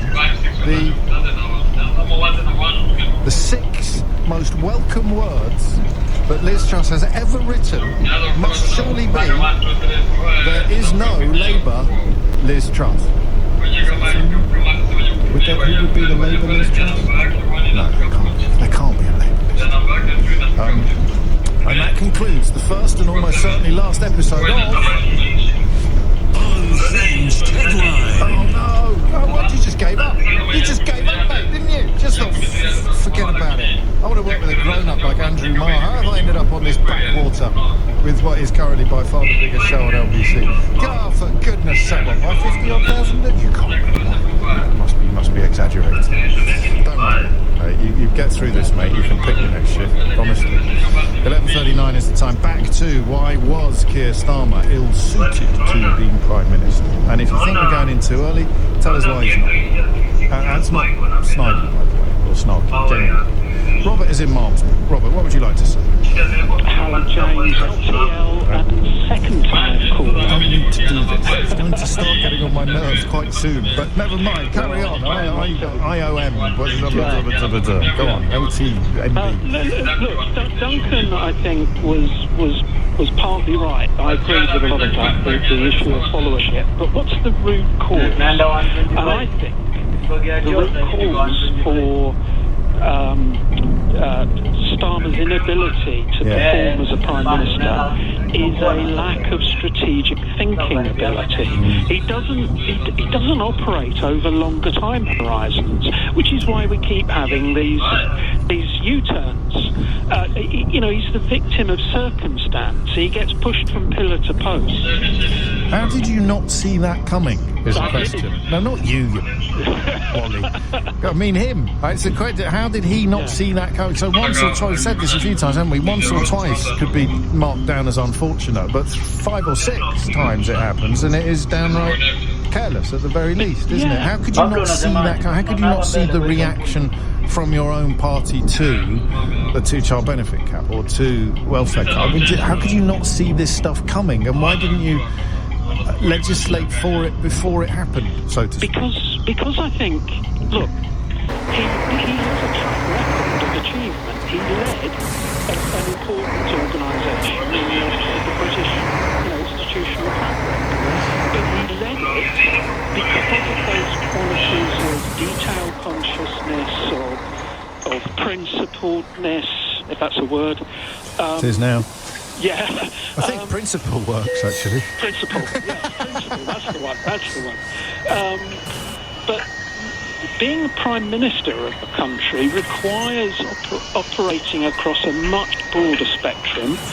And like I say, one of the distinctive characteristics of strategic thinking is working across longer time horizons. I don't